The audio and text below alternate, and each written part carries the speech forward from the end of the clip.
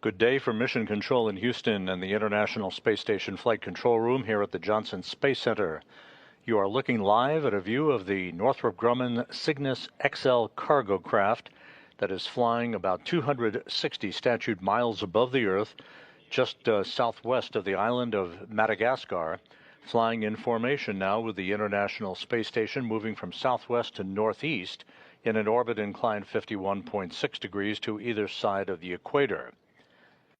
We are in the process of completing the latest in a series of rendezvous burns by Cygnus's engine, this being the ADV-3, the Altitude Delta Velocity 3 burn.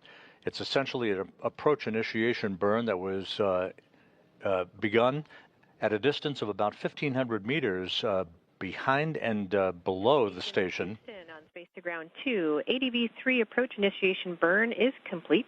Expect to begin using 1.102 Cygnus approach and retreat monitoring shortly when Cygnus range reaches 1,000 meters.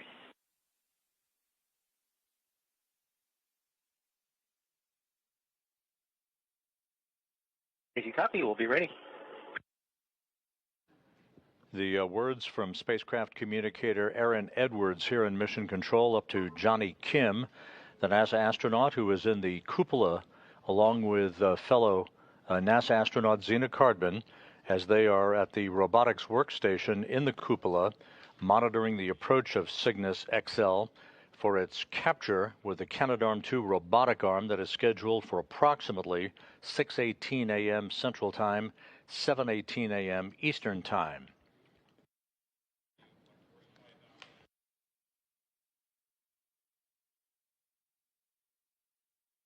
The arrival of the Cygnus XL to the International Space Station, carrying more than 5 tons of cargo, comes one day behind schedule. Cygnus was originally planned to arrive at the station for a capture and installation on the Earth-facing port of the Unity module of the International Space Station yesterday, but during two planned maneuvers early Tuesday, the onboard software on Cygnus initiated a premature shutdown of two of those burns, ending the main engine burn prematurely because of a conservative safeguard in its software settings. The engine actually performed as advertised without any mechanical malfunction. It was the onboard software that had been set to a very, very conservative limit and thus shut down those two burns. Throughout the day on Tuesday and Wednesday, Northrop Grumman engineers huddled with NASA engineers and came up with revisions to that software setting mode, as well as coming up with a new burn plan. In the meantime, Cygnus had phased its way to a distance of about 500 kilometers behind the International Space Station in a parking orbit to allow the engineers to recompute a burn plan, which they began to execute last night and throughout the course of the overnight hours to bring Cygnus radial vector, or the R bar, that's the imaginary line drawn directly below the station, to the Earth.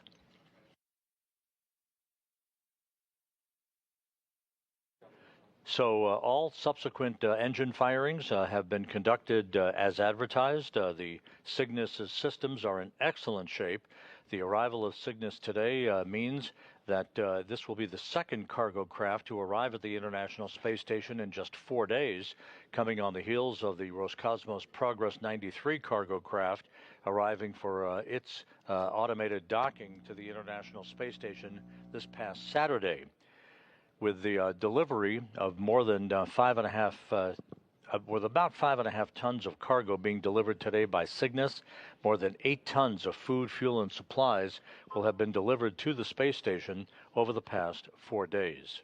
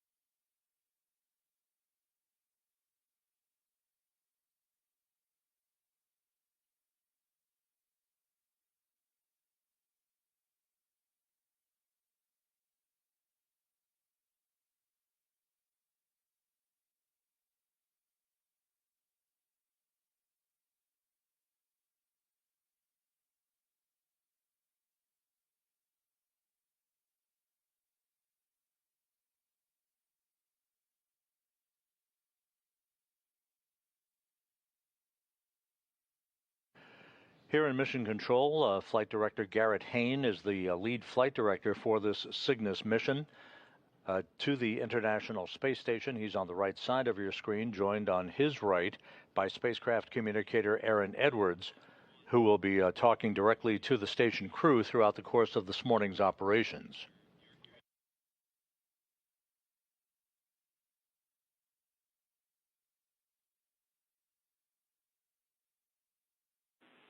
And station Cygnus range is 1,000 meters. Monitor long-range approach per step 1 in 1.102 Cygnus approach and retreat monitoring.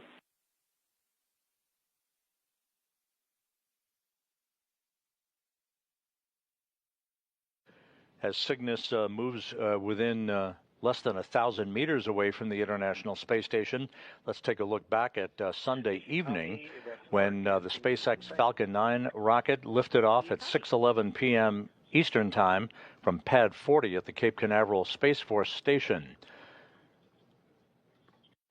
After clearing the tower, the Falcon 9 arced out to the northeast on about a 9-minute journey into the preliminary orbit for the Cygnus. It was released from the second stage some 14 minutes and 45 seconds after launch to begin its journey uphill to match the altitude of the International Space Station.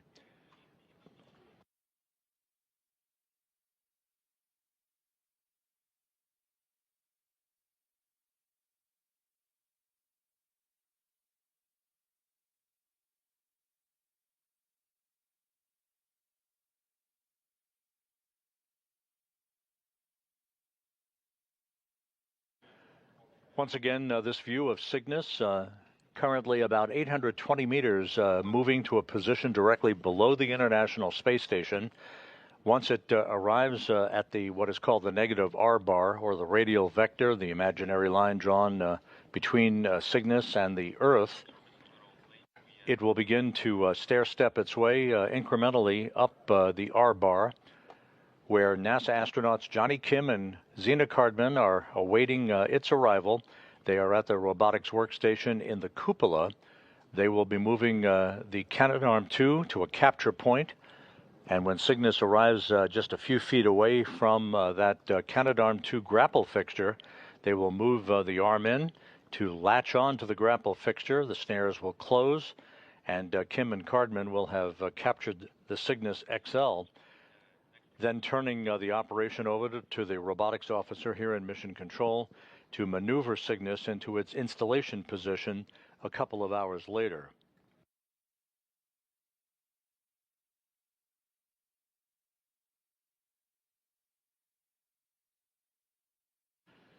Kim and Cardman are joined aboard the International Space Station by the rest of the Expedition 73 crew. From left to right, Oleg Platonov of Roscosmos, Johnny Kim in the back row, the station commander Sergei Ryzhikov, along with Alexei Zabritsky, and on the right in the back row is Japan Aerospace Exploration Agency astronaut Kimiya Yui. Mike Fink of NASA and Cardman are in the front row. That rounds out your 7-person crew for Expedition 73.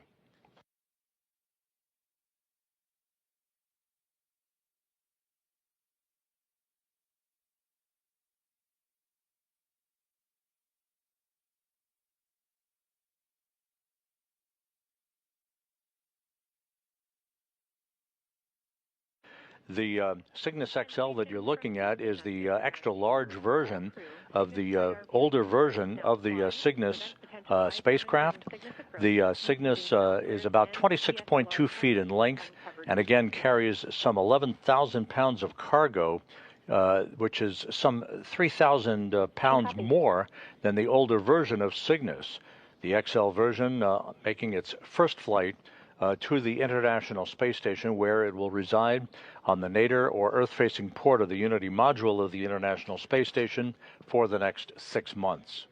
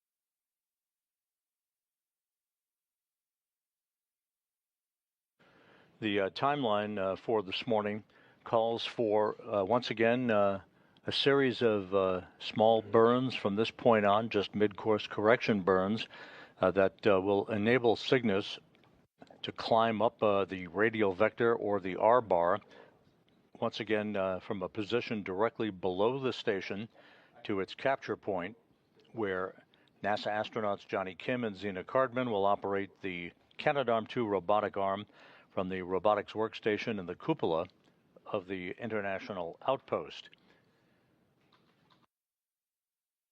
There will be a hold point at the 250-meter mark directly below the station for several minutes to enable Northrop Grumman to evaluate the systems on the Cygnus XL before the commands are given to resume its approach to about 30 meters away for a final hold point, again for several minutes. One final check of the Cygnus systems before it gets the go, no-go decision from the flight controllers, both at Northrop Grumman's Mission Control Room in Dulles, Virginia, as well as Mission Control here in Houston. The departure from 30 meters then will make its way to a capture point that's scheduled at about 6:08 a.m. Central Time.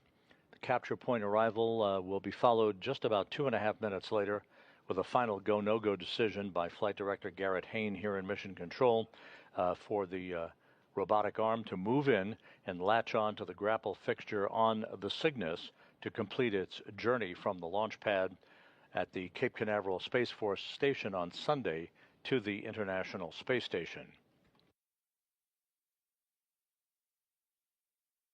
Once again, the Cygnus XL arrival comes just 1 day behind schedule. The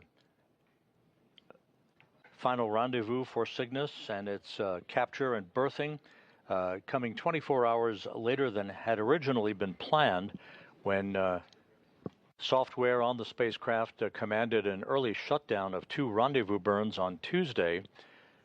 It was traced, of course, in the final analysis by the Northrop Grumman engineers to extremely conservative software that monitored the burn and decided to shut the burn down a bit prematurely.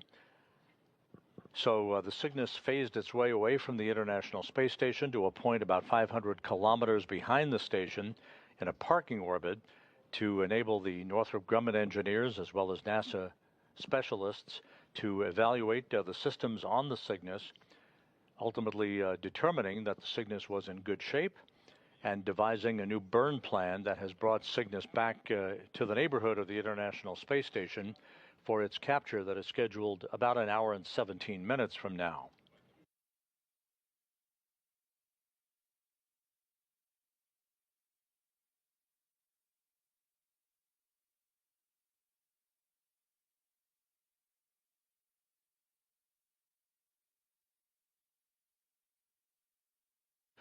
Again, after Cygnus is grappled by the Canadarm2 robotic arm and the snares on the end effector of the arm have closed around that grapple fixture, then Cygnus will be very, very slowly maneuvered to a position that will align it to the common berthing mechanism on the Earth-facing side of the Unity module. That's Node 1 on the U.S. segment of the International Space Station. Slowly but surely, the Cygnus will be guided in to a capture envelope. Basically, 4 capture latches will pull the common berthing mechanism module, that is the Cygnus side of the berthing interface, to enable 16 powered bolts to be commanded to complete the rigidization of the structural joint sealing the Cygnus to the common berthing mechanism on the Unity module. That will come in 2 stages, a first stage capture followed by a second stage capture, and at that point Cygnus will be essentially hard mated to Unity for the duration of its 6-month stay on board.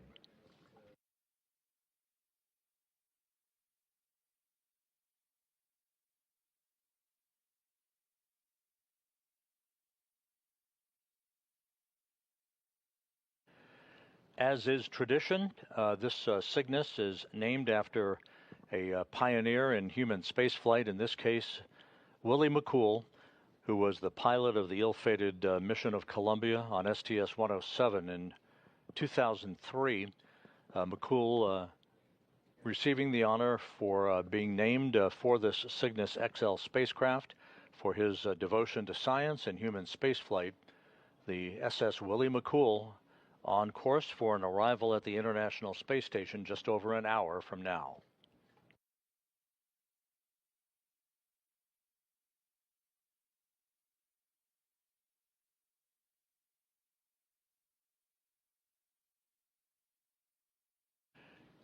The word from the visiting vehicle officer here in Mission Control is that Cygnus has now intercepted the R-bar. That's again the radial vector, the imaginary line drawn between the station and the center of the Earth.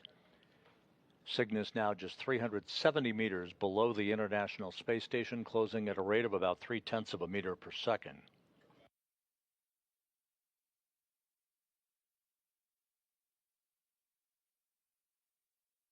The timeline calls for Cygnus to reach a hold point at 250 meters.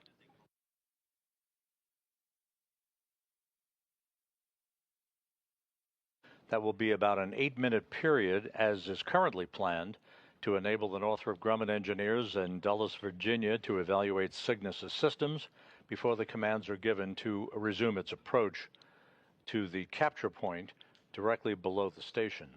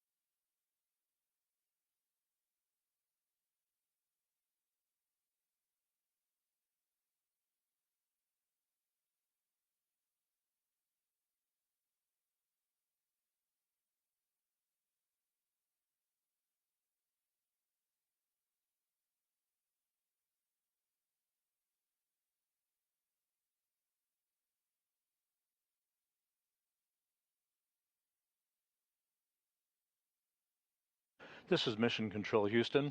A good view of the Northrop Grumman Cygnus XL, the SS Willie McCool, now currently 280 meters directly below the International Space Station, closing at a very, very deliberate rate of about 1/10 of a meter per second.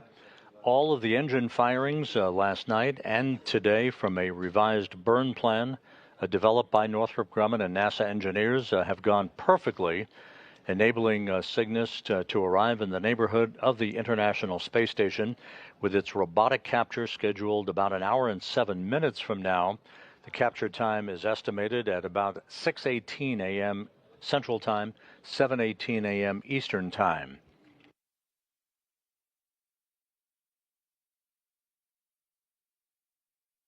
Cygnus XL is carrying some 11,000 pounds of cargo for the Expedition 73 crew aboard the International Space Station, the second cargo craft to arrive at the station in just 4 days, coming in the wake of the arrival of the Roscosmos Progress 93 cargo craft that docked to the International Space Station on Saturday.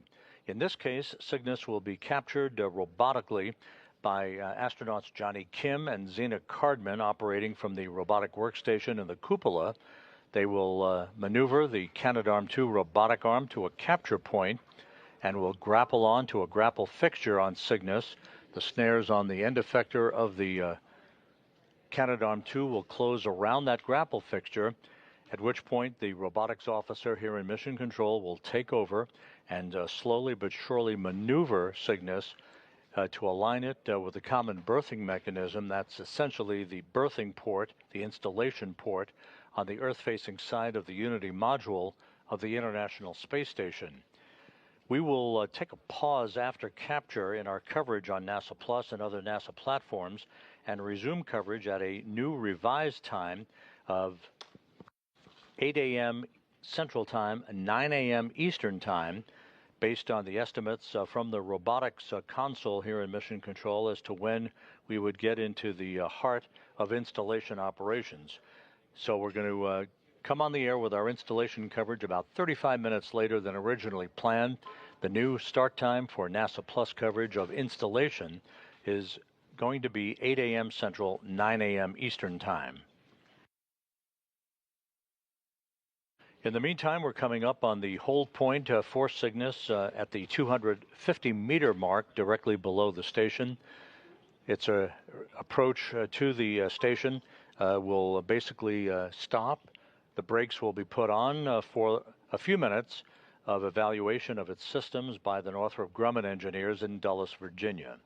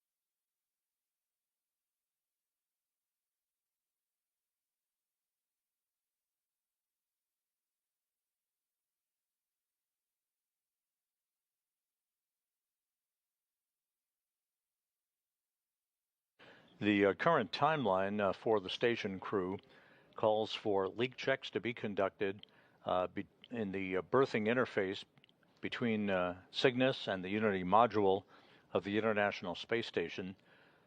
That will come after we have second stage capture, basically the completion of the bolting of 16 bolts, 4 gangs of 4 bolts apiece, that will mechanically attach Cygnus to the common berthing mechanism on the Earth-facing side of the Unity module. Those leak checks will take about an hour and a half to complete, at which point the plan, at least for the moment, calls for Cygnus's hatch to be open and for the crew to get inside to begin unloading some of its cargo. That cargo operation will transpire over the course of the next several days.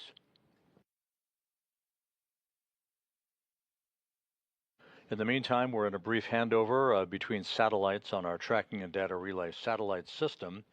We'll reacquire our television downlink from the International Space Station a short time from now.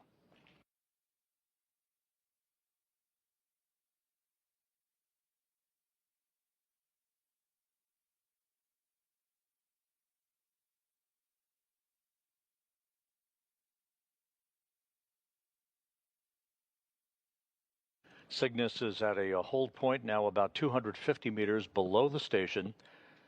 This approach, governed by Cygnus's onboard computers, has been flawless since the new burn plan was devised by the Northrop Grumman engineers over the course of the last 24 hours.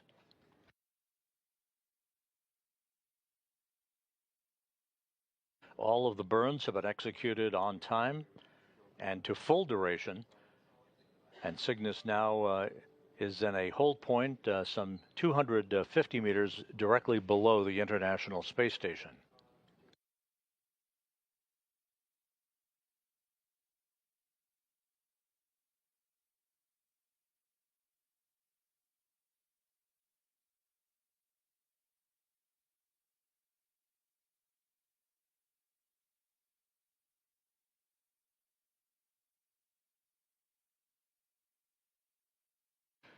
In this view, periodically you may be able to ascertain jet firings on Cygnus as it maintains its hold position until it is commanded to resume its very slow approach up that R bar, the radial vector.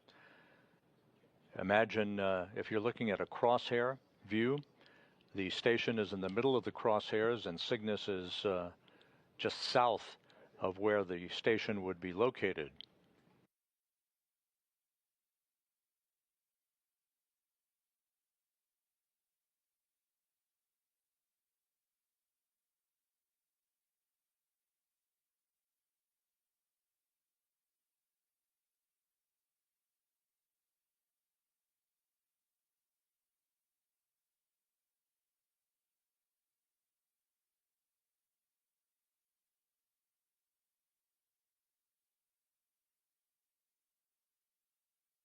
Here in the flight control room, the Attitude Determination and Control Officer, the ADCO, reports to Flight Director Garrett Hain that the International Space Station is in the correct orientation and all of its systems have been configured properly for final approach for capture that is scheduled just under an hour from now. 1.102.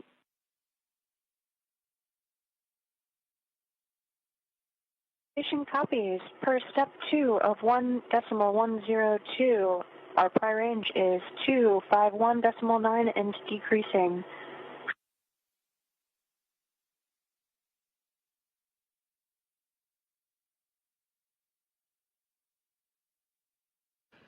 NASA's Zena Cardman responding to spacecraft communicator Aaron Edwards here in Mission Control, as Cardman and Johnny Kim are alongside one another in the cupola at the robotics workstation.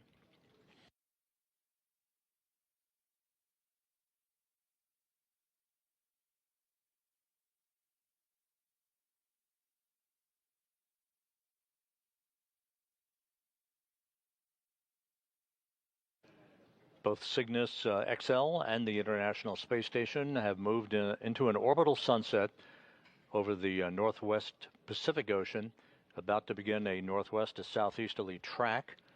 We're about 34 minutes away from an orbital sunrise.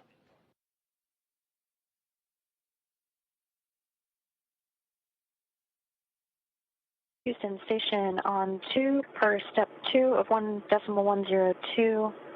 LEDs on Cygnus command panel match what we are expecting. Fly range 251.2. We are in hold.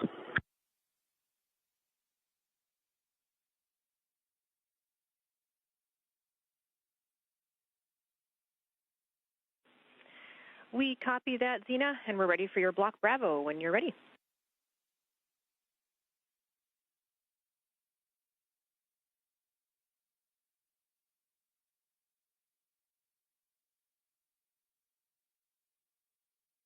Then we copy, and the gray corridor has showed up. We'll start our block Bravo calls now.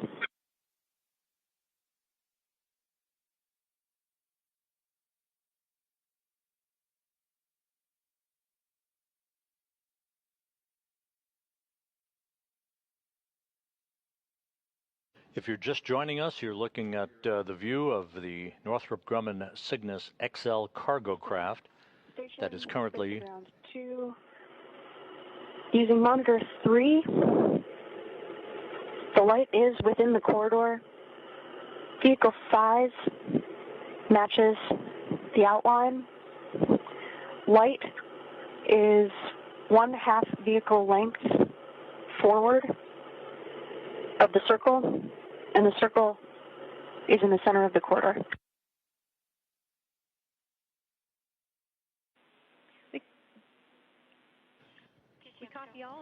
Again, this view of the Cygnus XL, 250 meters below the station. Work. Monitor 1 looks to match monitor 3. We'll zoom in to double check.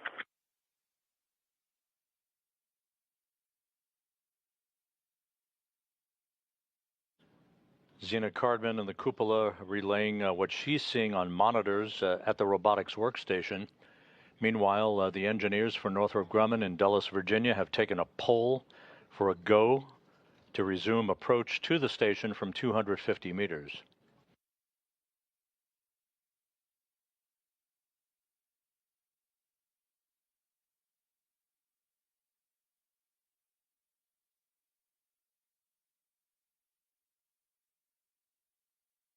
Houston Station, with this lighting and angle, it's difficult to see the light in monitor 1, but otherwise all calls match.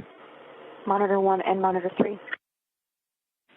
We copy a similar report for that monitor. Thank you.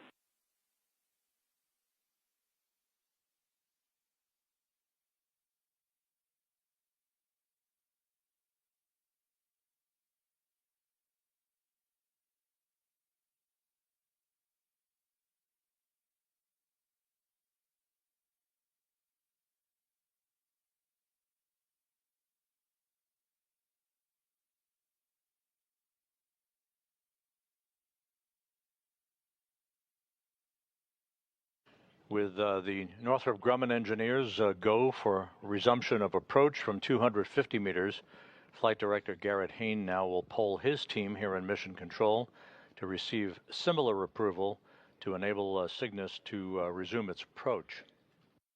Once again, the capture time is estimated at about 6:18 a.m. Central Time, 7:18 a.m. Eastern Time. Installation coverage will begin about an hour and 40 minutes after that.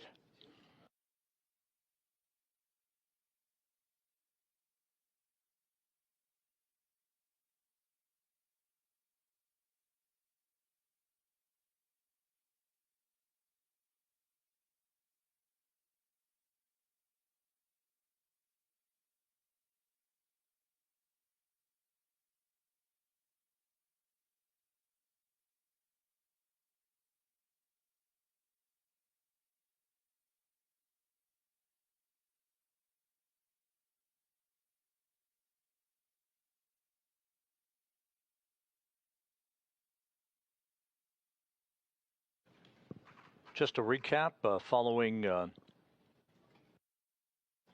two abbreviated engine firings that occurred on Tuesday, Northrop Grumman engineers huddled on a new burn plan, ultimately determining that the vehicle's main engine was in good shape, but that the software limits governing those engine firings were set at a very, very conservative level. So those software limits that triggered a premature shutdown of the engine during 2 rendezvous burns. Those limits were reset, recomputed, and a new burn plan was devised. In the meantime, Cygnus phased behind the station to a parking orbit some 500 kilometers behind the station at a safe distance from the complex to enable that troubleshooting to take place throughout the day on Tuesday.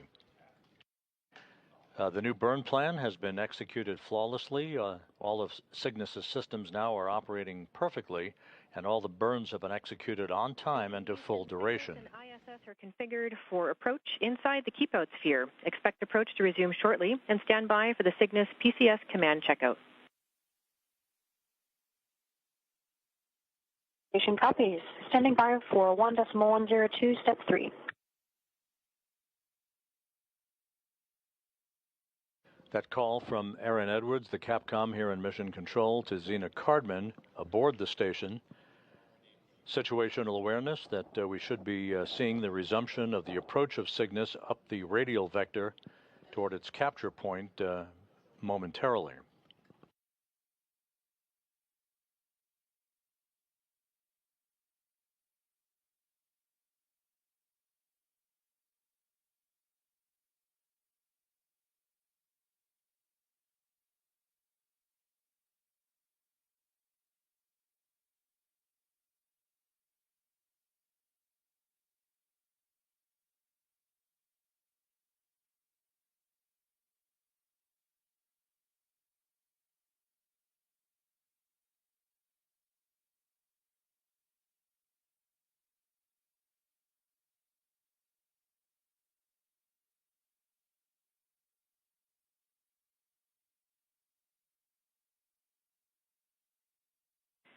And station Cygnus has resumed approach.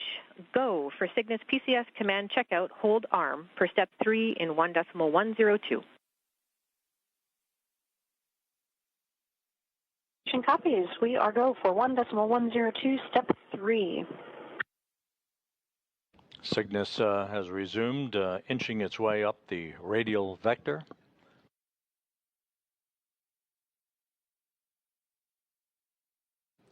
The next milestone will be at a point at which Cygnus will reach 100 meters away.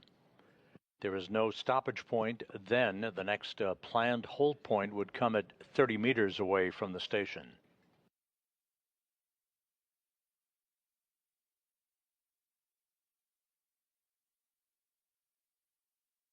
Station. Hold arm is command.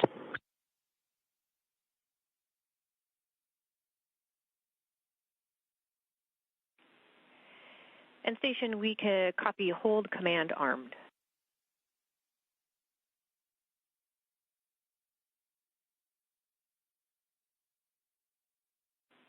And station, hold arm is confirmed. Go for Cygnus PCS command checkout. Disarm per step 4 in 1.102. Station copies. Go for 1.102, step 4.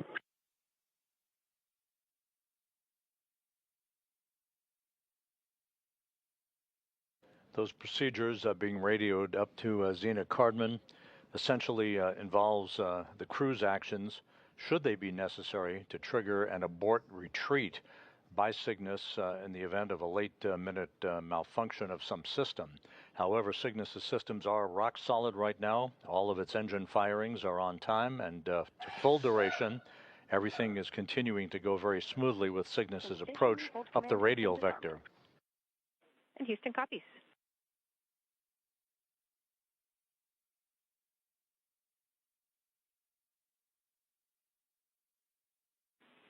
And station Cygnus PCS command checkout was successful. Begin monitoring approach from 250 meters per step 5 and 1.102.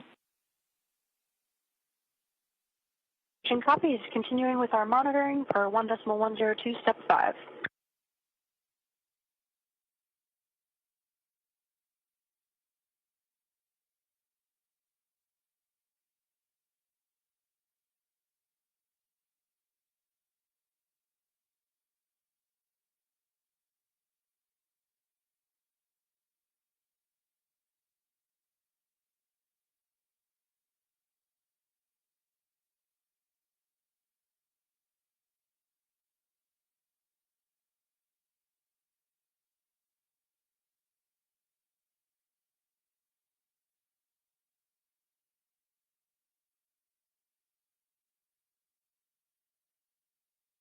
Cygnus currently about 205 meters below the station, soon to enter the so-called keep-out sphere. This is the very close vicinity, the neighborhood of the International Space Station. Crew now has the authority to issue an abort if no comms with Houston and the light is outside the corridor. Station copies. We will continue monitoring per 1.102. Block Bravo call using monitor 3. The light is within the corridor. Vehicle size matches the vehicle outline. The light is 1/4 vehicle length forward of the circle. The circle is offset 1 vehicle width starboard from the corridor. We still can't see the lights in monitor 1, but the overlays match between monitor 1 and monitor 3.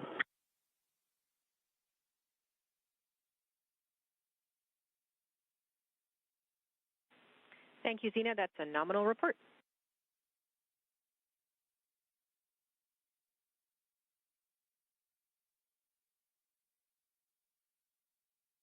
Cygnus and the International Space Station flying 260 miles over the Pacific Ocean, crossing the equator, moving from northwest to southeast in its orbit inclined 51.6 degrees to either side of the equator. 180 meters now separating Cygnus from the grapple point, the capture point, if you will, at which time Johnny Kim, assisted by Zena Cardman at the Cupola workstation, will be reaching out with the Canadarm2 robotic arm to latch on to the grapple fixture with the Canadarm2's end effector.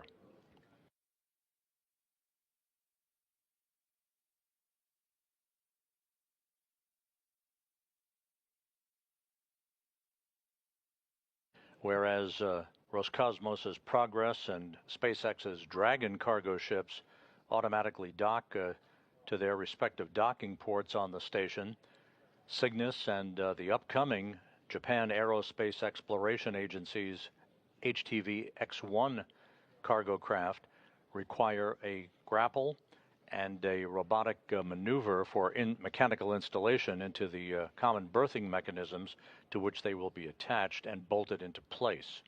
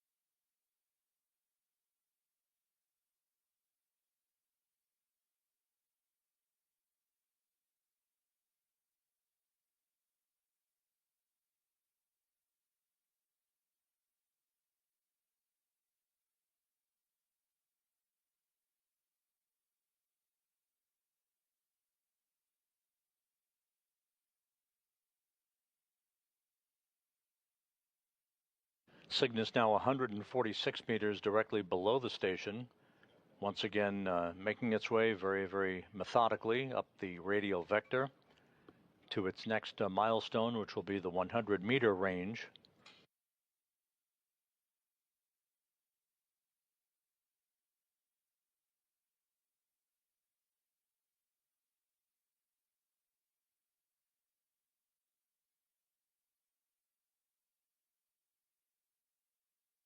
Cygnus's systems are operating as advertised.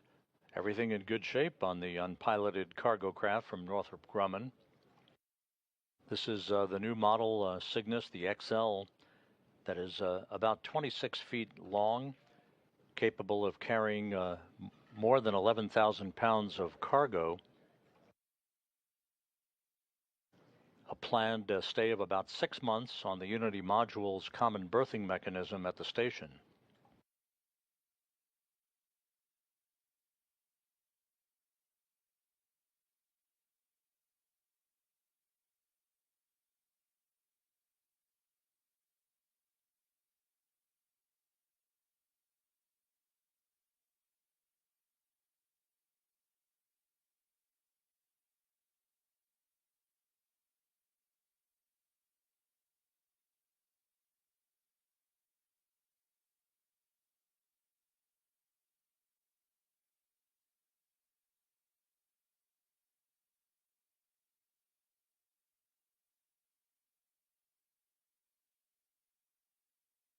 Station, space to ground 2, no changes to previous Block Bravo call.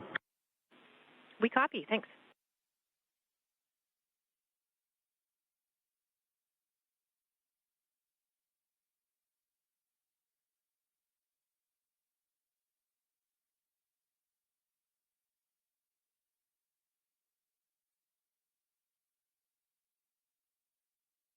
Everything is quiet here in Mission Control at the Northrop Grumman Mission Control Center in Dulles, Virginia. The engineers are carefully watching their consoles, poring over the data coming in from the Cygnus craft, which is operating as advertised.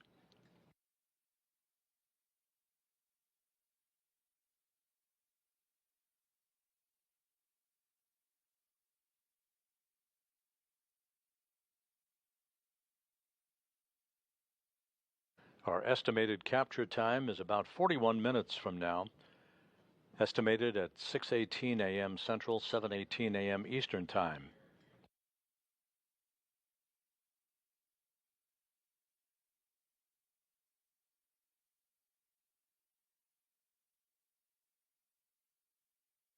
Cygnus was launched atop a SpaceX Falcon 9 rocket on Sunday from Pad 40 at the Cape Canaveral Space Force Station. A little less than 15 minutes after launch, Cygnus separated from the second stage of the Falcon 9 to begin its journey. A journey extended by a day to enable engineers to pore over data associated with the premature shutdown of 2 of the rendezvous burns that Cygnus had conducted, that all traced to extremely conservative software that oversees the engine firings and any fault detection that might be gleaned from the onboard computers. The software limits were recomputed, as was a new burn plan for Cygnus, and since then, all of the engine firings have been conducted perfectly.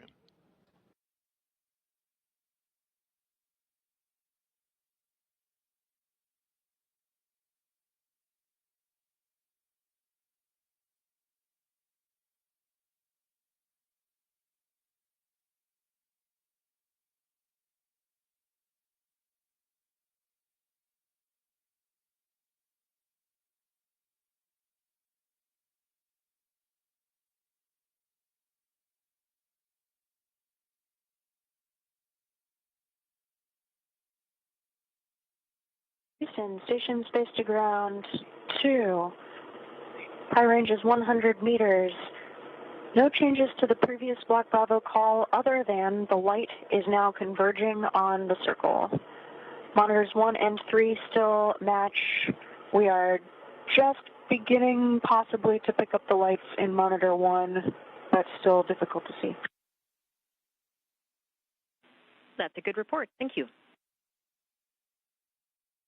Capcom Aaron Edwards acknowledging that call from Zena Cardman on board the station as she continues her periodic reports on what she and Johnny Kim are seeing in their monitors as Cygnus continues to close in for its capture, now just 94 meters away.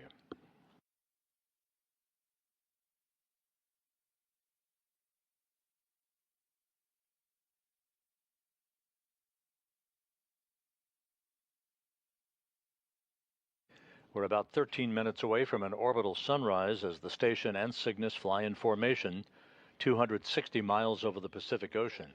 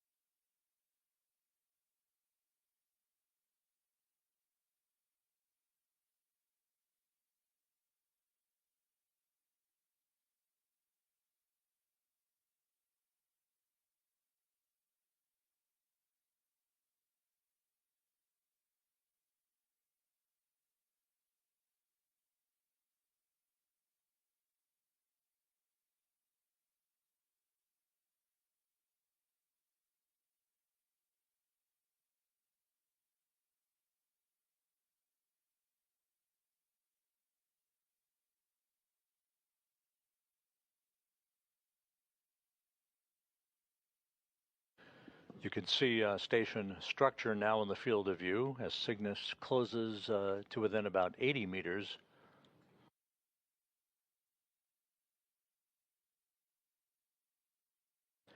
NASA's Johnny Kim, along with Zena Cardman in the workstation at the robotics workstation in the cupola, where they are monitoring Cygnus's approach. Kim will be operating the Canadarm2 to extend its reach to the capture point and then close in very, very methodically for a grapple on the grapple fixture of Cygnus to complete its journey.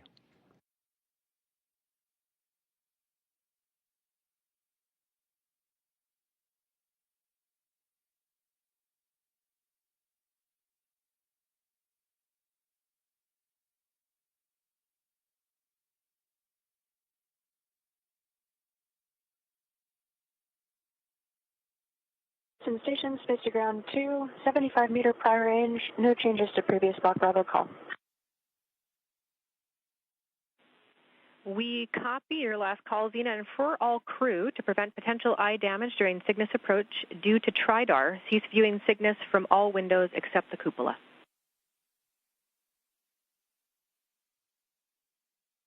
Station copies. Essentially, that call from Zena Cardman to Capcom Aaron Edwards, referencing the fact that Cygnus is maintaining a perfect path up the radial vector toward its capture point. The next milestone will be the hold point at 30 meters directly below the station.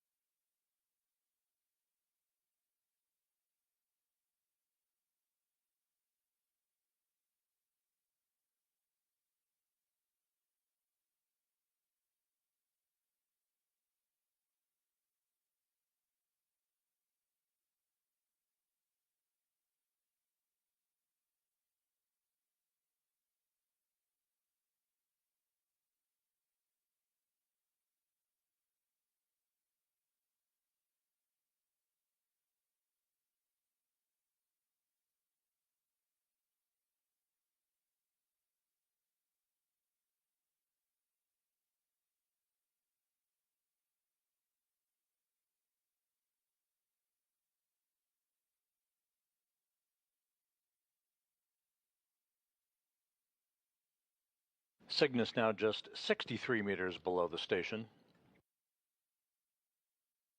Everything proceeding on track, on course.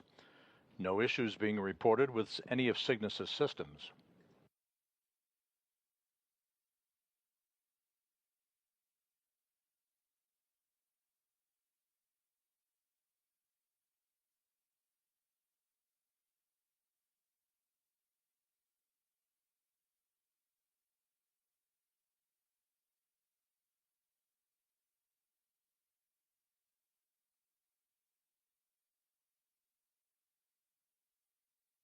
Just to recap, once Cygnus is captured by the Canadarm2 robotic arm, Johnny Kim and Zena Cardman will turn over robotic chores to the robotics officer here in Mission Control, who will begin a very, very slow maneuver to reposition Cygnus so that its common berthing mechanism is aligned with the common berthing mechanism on the Earth-facing port of the Unity module of the International Space Station. Very carefully, very deliberately, the two berthing mechanisms will come into contact with one another to begin the process of mechanically torquing 16 bolts, 4 gangs of 4 bolts apiece, to structurally rigidize Cygnus to the Unity module for its 6-month stay.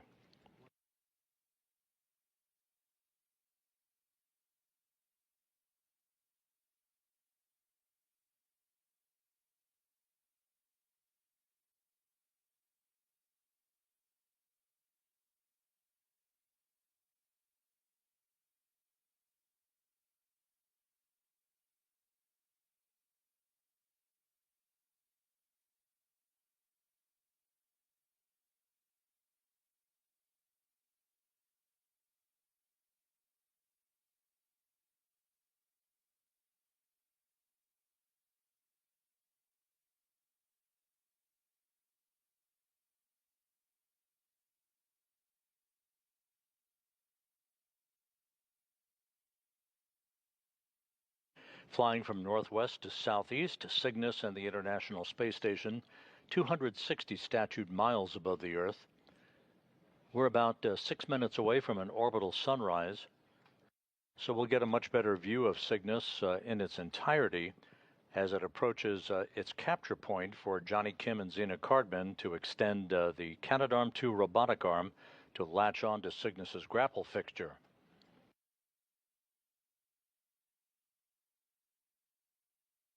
Station, space to ground 2.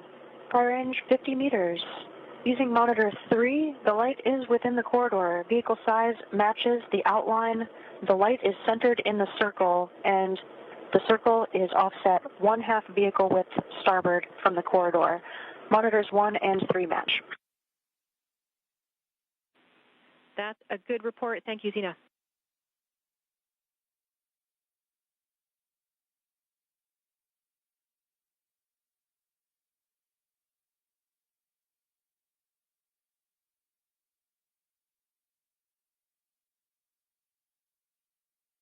"47 meters now separating Cygnus from the station, closing at a rate of less than 1/10 of a meter per second. Again, just a few minutes from now, we'll come up on the final hold point that is planned in this approach, the 30-meter hold point, for a final systems check by the engineers at Northrop Grumman's Mission Control Center in Dulles, Virginia.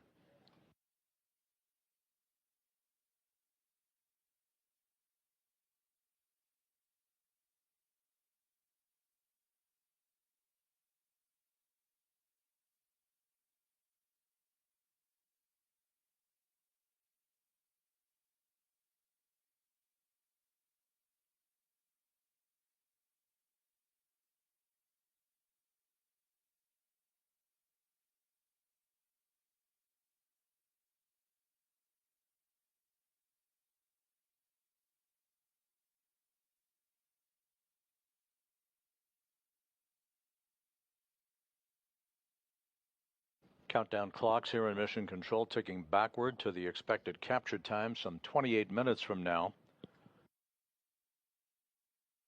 On console at this hour is the lead Cygnus mission flight director Garrett Hain, joined by spacecraft communicator Aaron Edwards.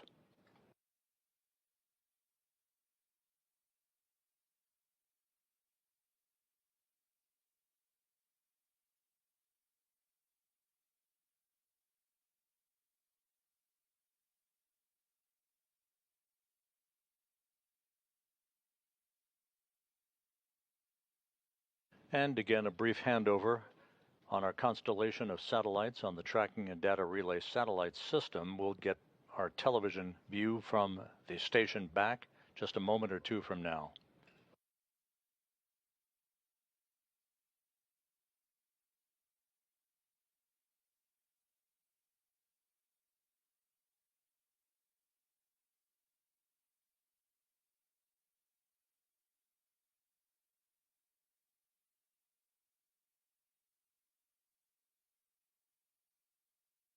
Once Cygnus is bolted into place on the Unity module of the station, it will mark 3 different cargo crafts that will have delivered supplies to the station recently: the SpaceX Dragon, the Roscosmos Progress 93, and now the Cygnus XL, the SS Willie McCool.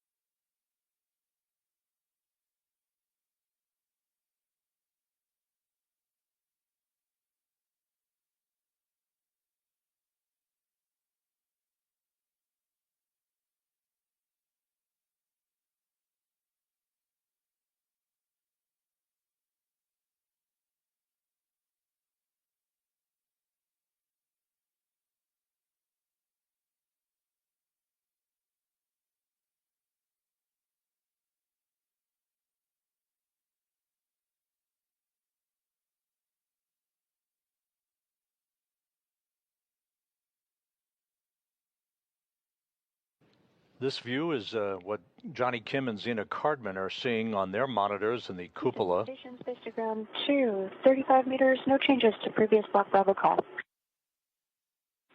We copy 35 meters. The data on these screens enable Kim and Cardman to monitor the distance by Cygnus from the station, its rate of closure, and the alignment of Cygnus up the corridor, basically the radial vector, this R bar that I've been referencing. The radial vector is the imaginary line drawn between the station and the center of the Earth. The Cygnus approach is directly from a point below the station up the radial vector to the capture point, at which Johnny Kim will extend the Canadarm2 to latch on to the grapple fixture on the SS Willie McCool.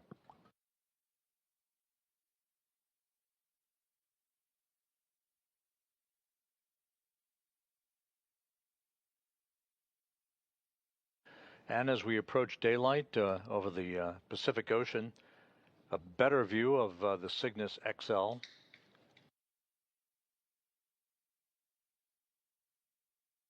Just about at the 30-meter hold point.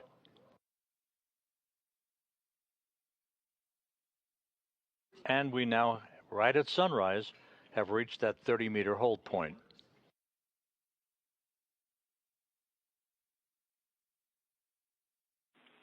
Station, confirm 30-meter hold and set up for capture per step 6 in 1.102. Station copies, in work. In Dulles, Virginia, the Northrop Grumman engineers are conducting a poll to get a go for 30-meter departure. Station space to ground 2, visiting vehicle mode is hold. Prior range 30.9.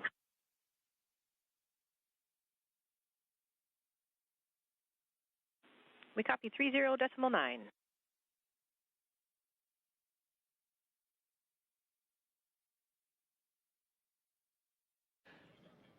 Northrop Grumman's engineers are go for departure. We're standing by for a similar approval from the flight control team here in Houston. An excellent view of the Cygnus XL and its familiar golden fantail-shaped ultraflex solar arrays.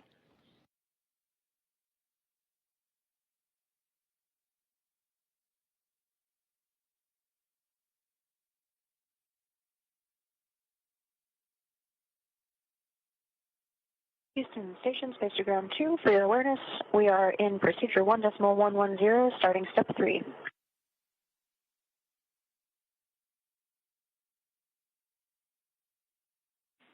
We copy. That call out by Zena Cardman indicating that she and Johnny Kim are beginning work to configure the Canadarm2 robotic arm to begin its extension to the capture point.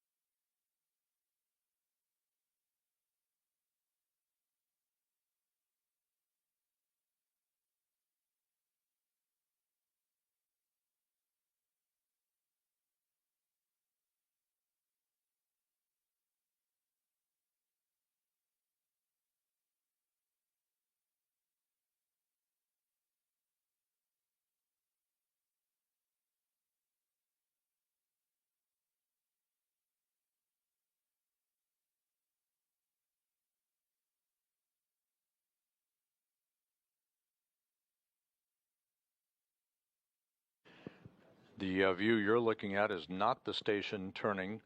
It is rather the Cronus of flight control position here, repositioning that camera view. You can see at the bottom of your screen the end effector on the Canadarm2 robotic arm. The station in Cygnus approaching the west coast of South America, soon to fly over the Andes Mountains.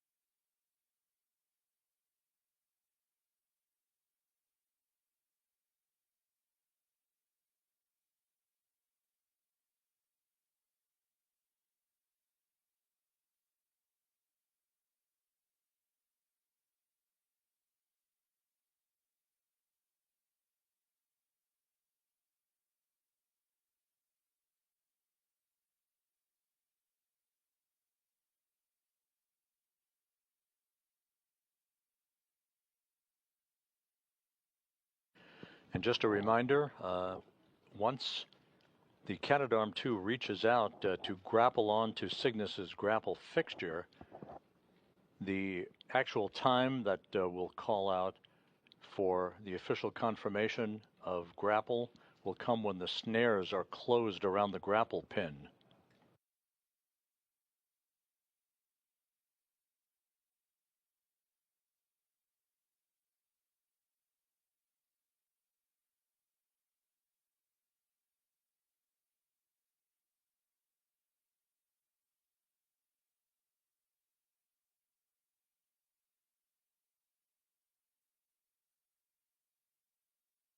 Cygnus and station flying in formation. Cygnus maintains its position right now 30 meters away from the International Space Station, soon to resume its approach for its capture by Johnny Kim and Zena Cardman operating the Canadarm2 robotic arm from the workstation in the cupola.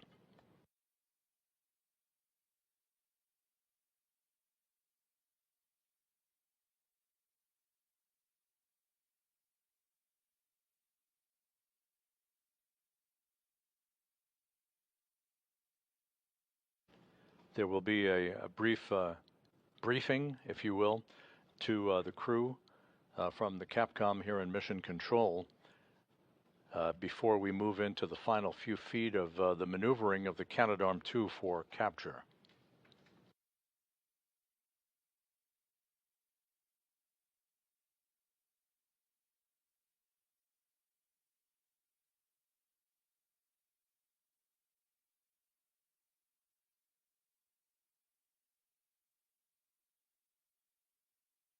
Just a few minutes left right now in this station keeping point, 30 meters below the station.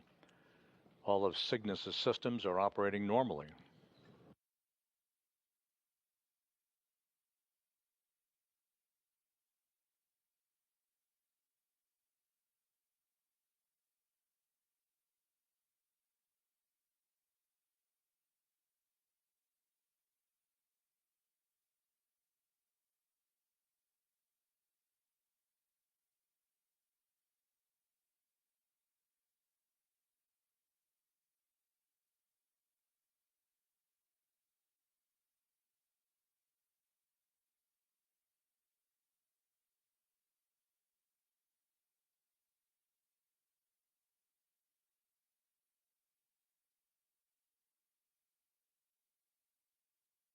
Cygnus and the station now passing off the east coast of South America.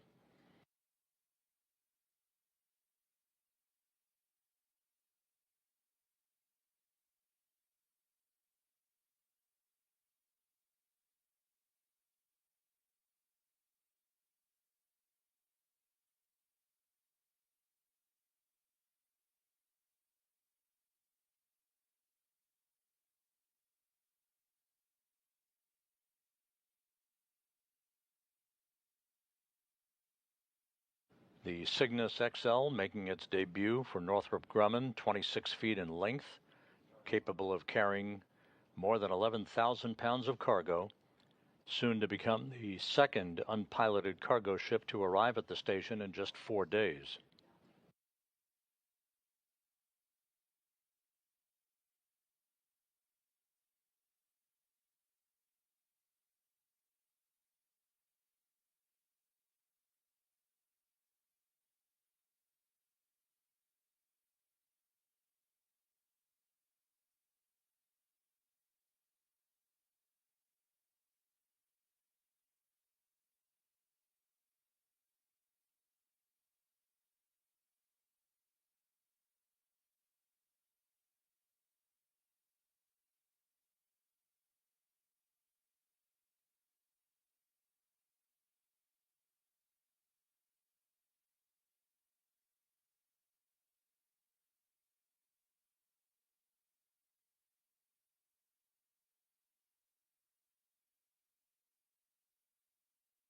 Station, space to ground 2. Crew is ready for Cygnus approach to capture point. And we copy.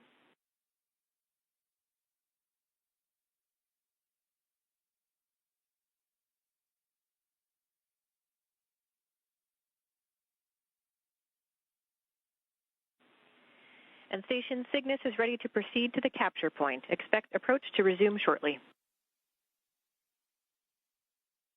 Station copies.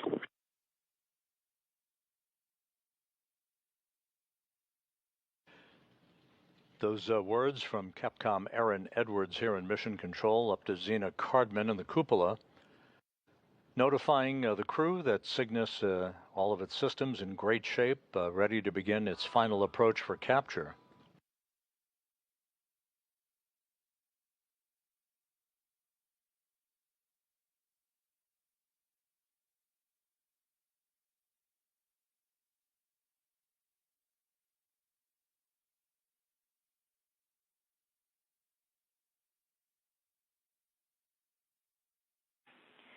And Zena, just so you're tracking, we notice in Monitor 1 there's a bit of an exposure or overexposure. We're going to send a command to clear that up.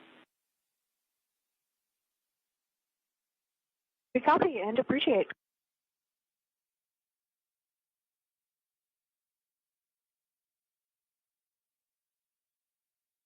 That looks much better in Monitor 1. Thank you.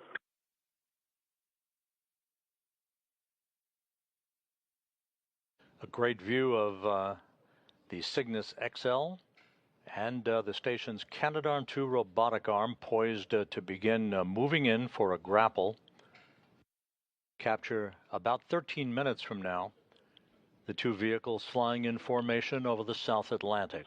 Station space to ground 2 for a Block Bravo call. Send it, Zena.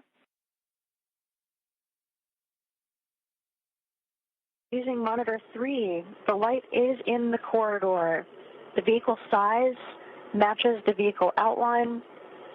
The light is approximately 1/4 vehicle width aft and starboard of the circle, and the circle is in the center of the corridor.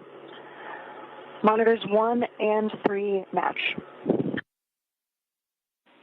We copy. That's a good report, and you've got a same on monitors 1 and 3.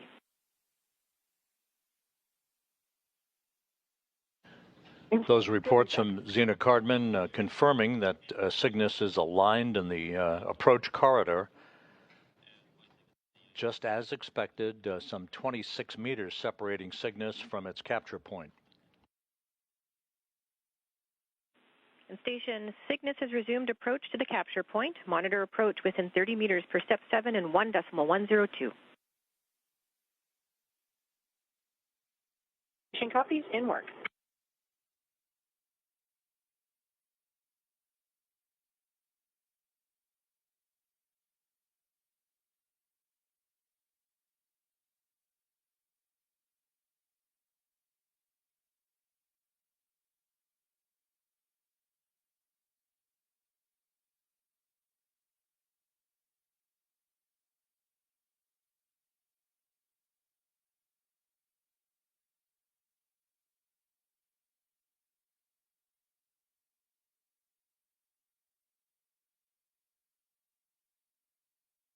"24 meters away.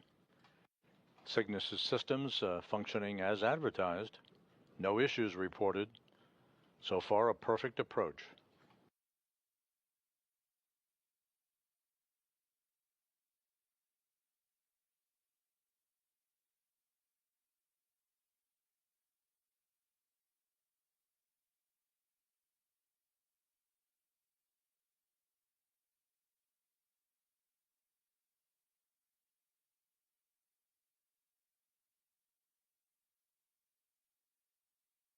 Houston, station space to ground 2, block Bravo, no change on monitor 3.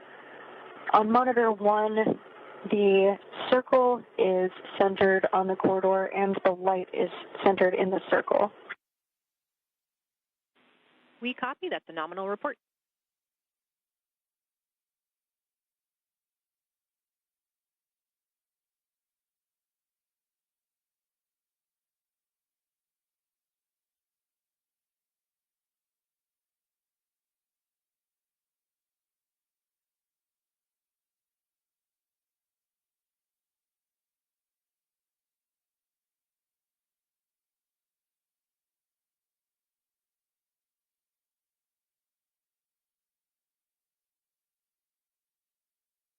Just about 21 meters separating Cygnus XL from its capture. The station's robotic arm poised to move in to grapple the grapple fixture on the Northrop Grumman cargo craft that will complete its 4-day journey.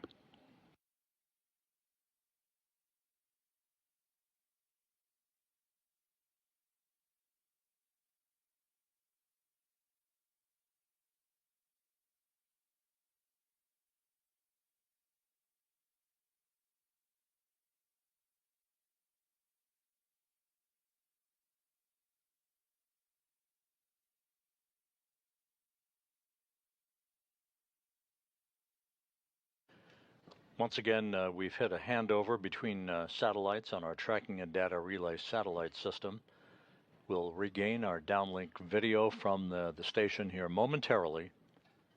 Cygnus slowly but surely moving in for its capture, now just 18 meters away.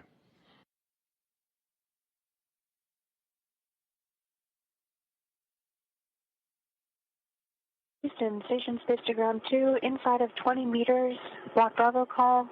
On monitor 3, the light is within the corridor. Vehicle size matches the outline. The light is centered in the circle, and the circle is centered in the corridor. Monitors 1 and 3 match.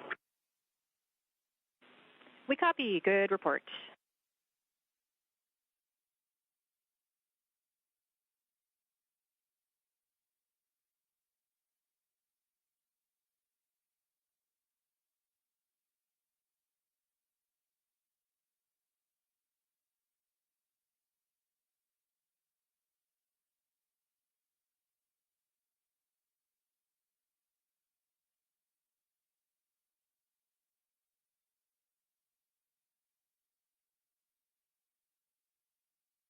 We're about 7.5 minutes away by the clock to our expected capture time. Some 15 meters now separating Cygnus from the point at which it is expected to be grappled by the Canadarm2 robotic arm under the operation of Johnny Kim and Zena Cardman at the robotic workstation in the cupola. It has been a very, very smooth rendezvous since the recomputed rendezvous burn plan began to be executed last night by the Northrop Grumman engineers in Dulles, Virginia.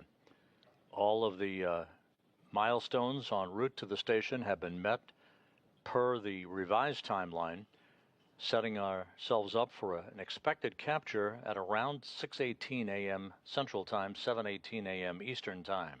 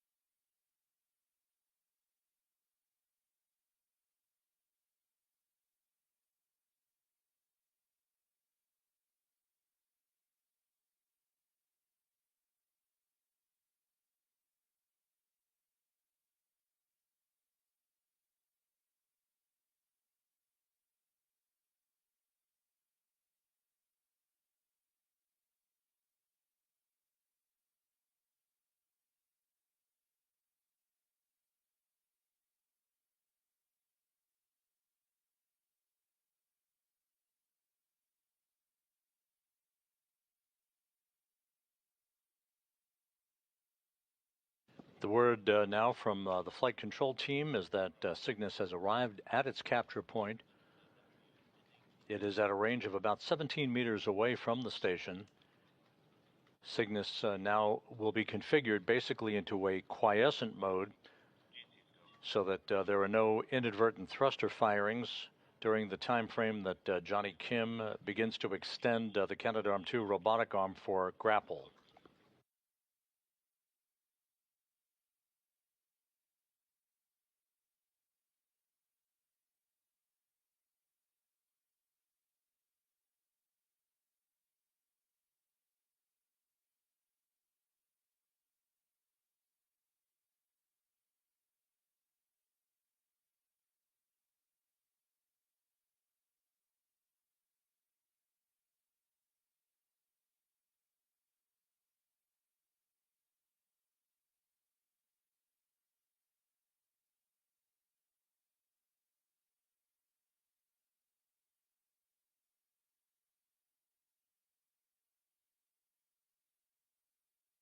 Northrop Grumman reporting that all of Cygnus XL's systems are now configured for capture. Capture point hold for step 8 in 1.102.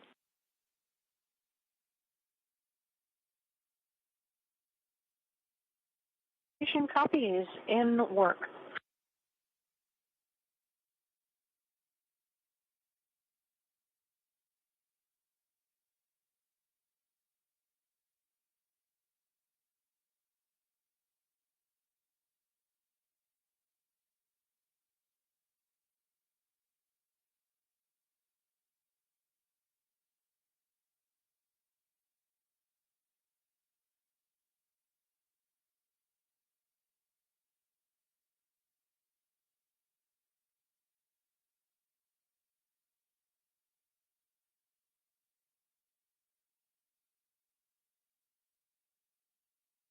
This is Mission Control Houston. We're expecting a resumption of downlink video from the International Space Station momentarily. The Cygnus XL spacecraft that has performed perfectly since a recomputed burn plan was uplinked to the vehicle yesterday. Capture conditions are confirmed. The crew is ready for Cygnus capture, and we will pick up in 1.110 step 4. On your go. Roger, and stand by for capture. With just 12 meters separating Cygnus from the International Space Station.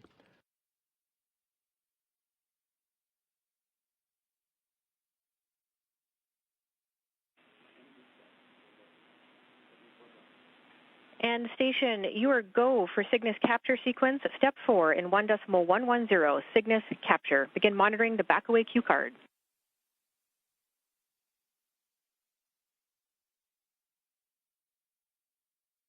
Station copies. We are go for the capture sequence, picking up in procedure 1.110, step 4, backaway cue card now applied.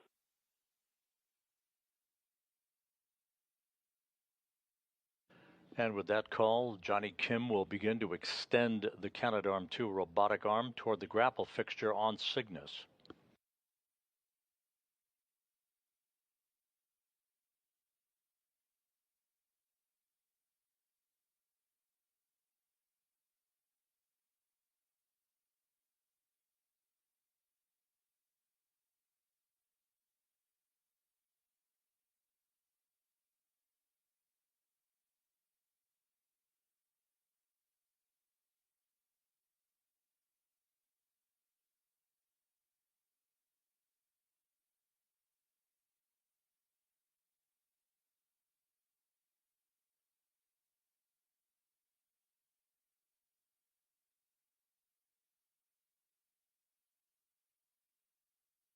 This view from the end effector camera on the Canadarm2 robotic arm, looking right at the grapple fixture on the Cygnus XL, flanked on either side of its fuselage by the Ultraflex solar arrays. Cygnus and the station currently crossing the southwest coast of Africa, moving from southwest to northeast.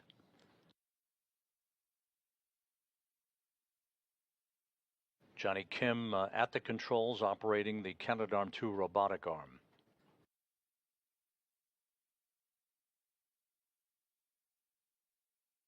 And the report is that Cygnus is rock solid, holding steady, awaiting its capture.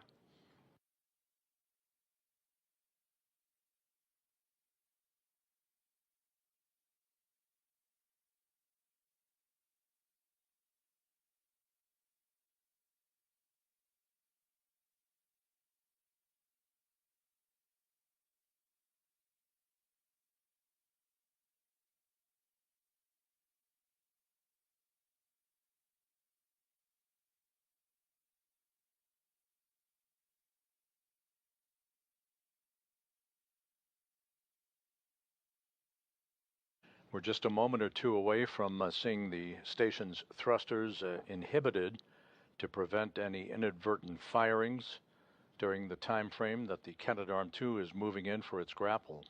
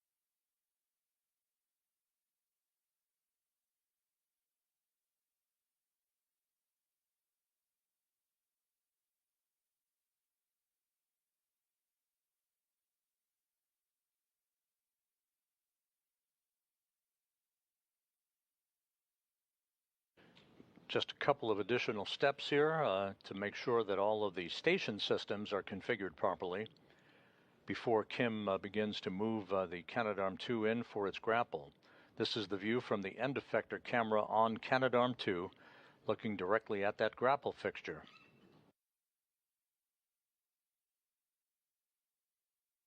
Space station now has been commanded into free drift.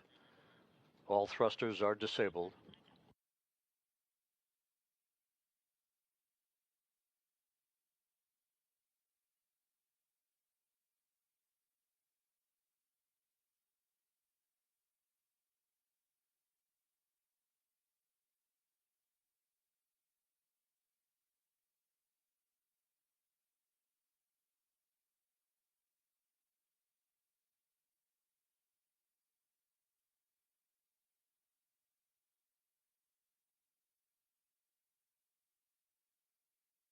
Sim station, for your awareness, we are beginning our approach.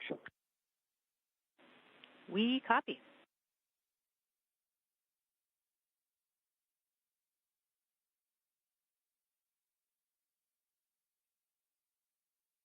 Canadarm2 now in motion. It's go time for Johnny Kim.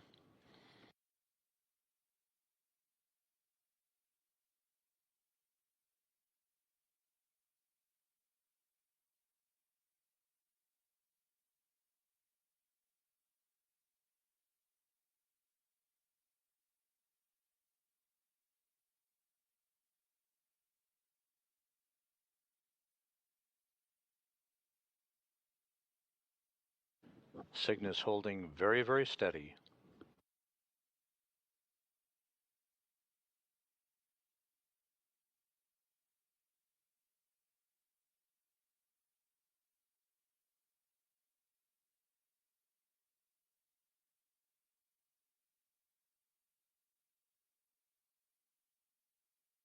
Good motion from the arm reported by the robotics officer here in Mission Control.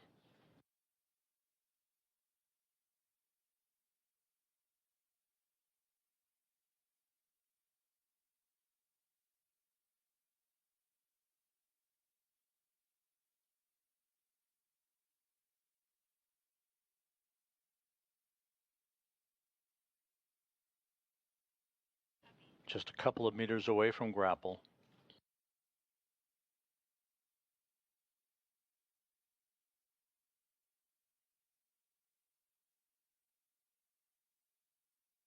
Two meters.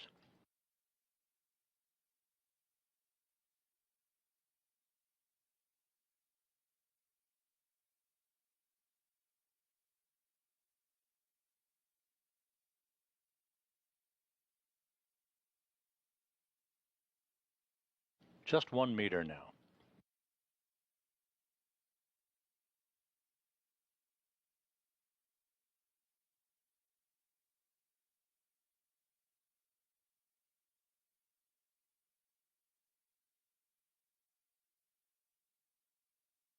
And defector approaching the pin.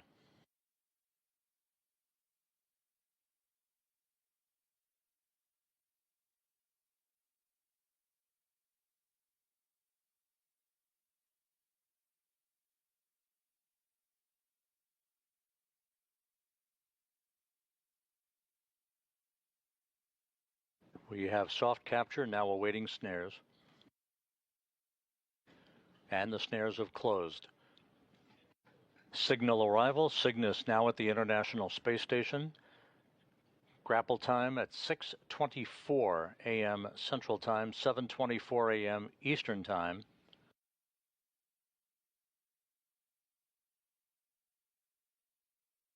The International Space Station was flying over the southeastern Congo, the Democratic Republic of the Congo, at the time of capture. Once again, capture timed at 6:24 a.m. Central, 7:24 a.m. Eastern Time. Cygnus's journey to the station now complete, and soon will be attached mechanically to the Unity module of the International Outpost.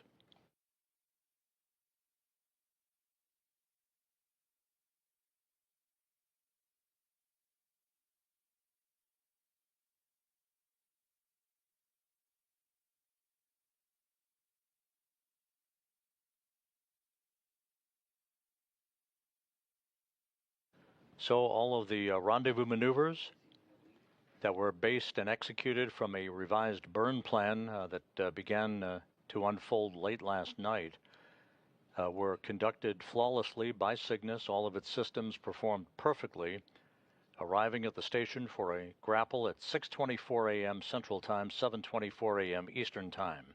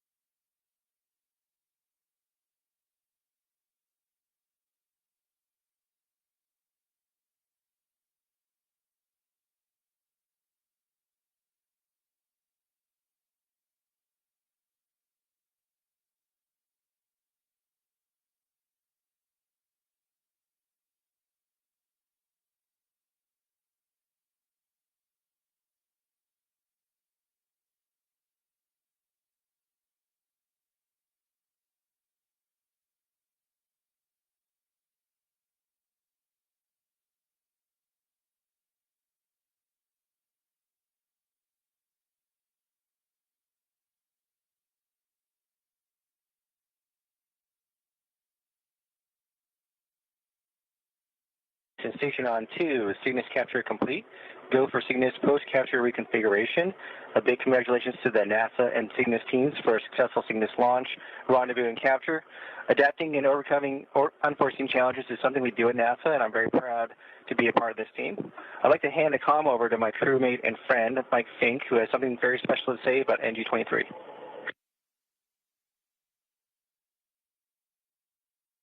Yeah, today we welcome aboard the SS William C. McCool.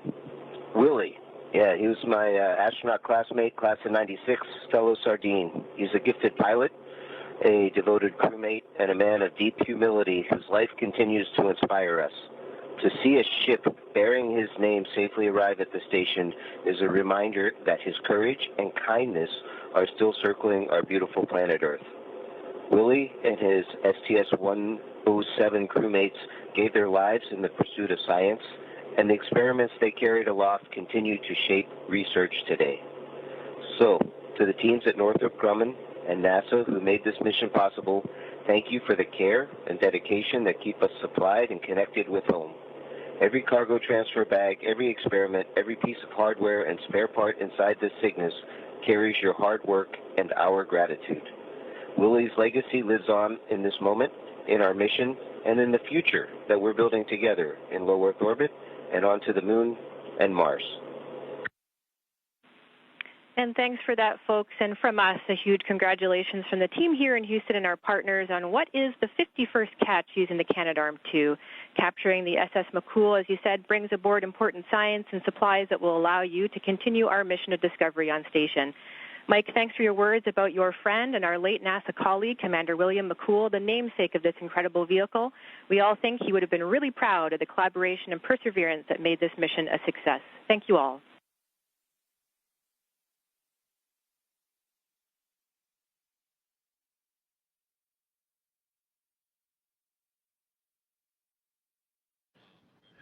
With Cygnus in the firm handshake of the Canadarm2 robotic arm,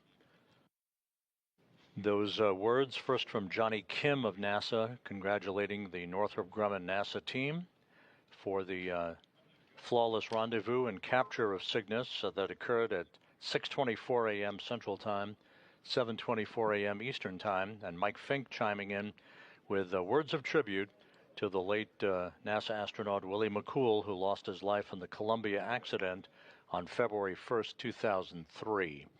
Cygnus bearing McCool's name, soon to be mechanically attached to the Unity module of the International Space Station.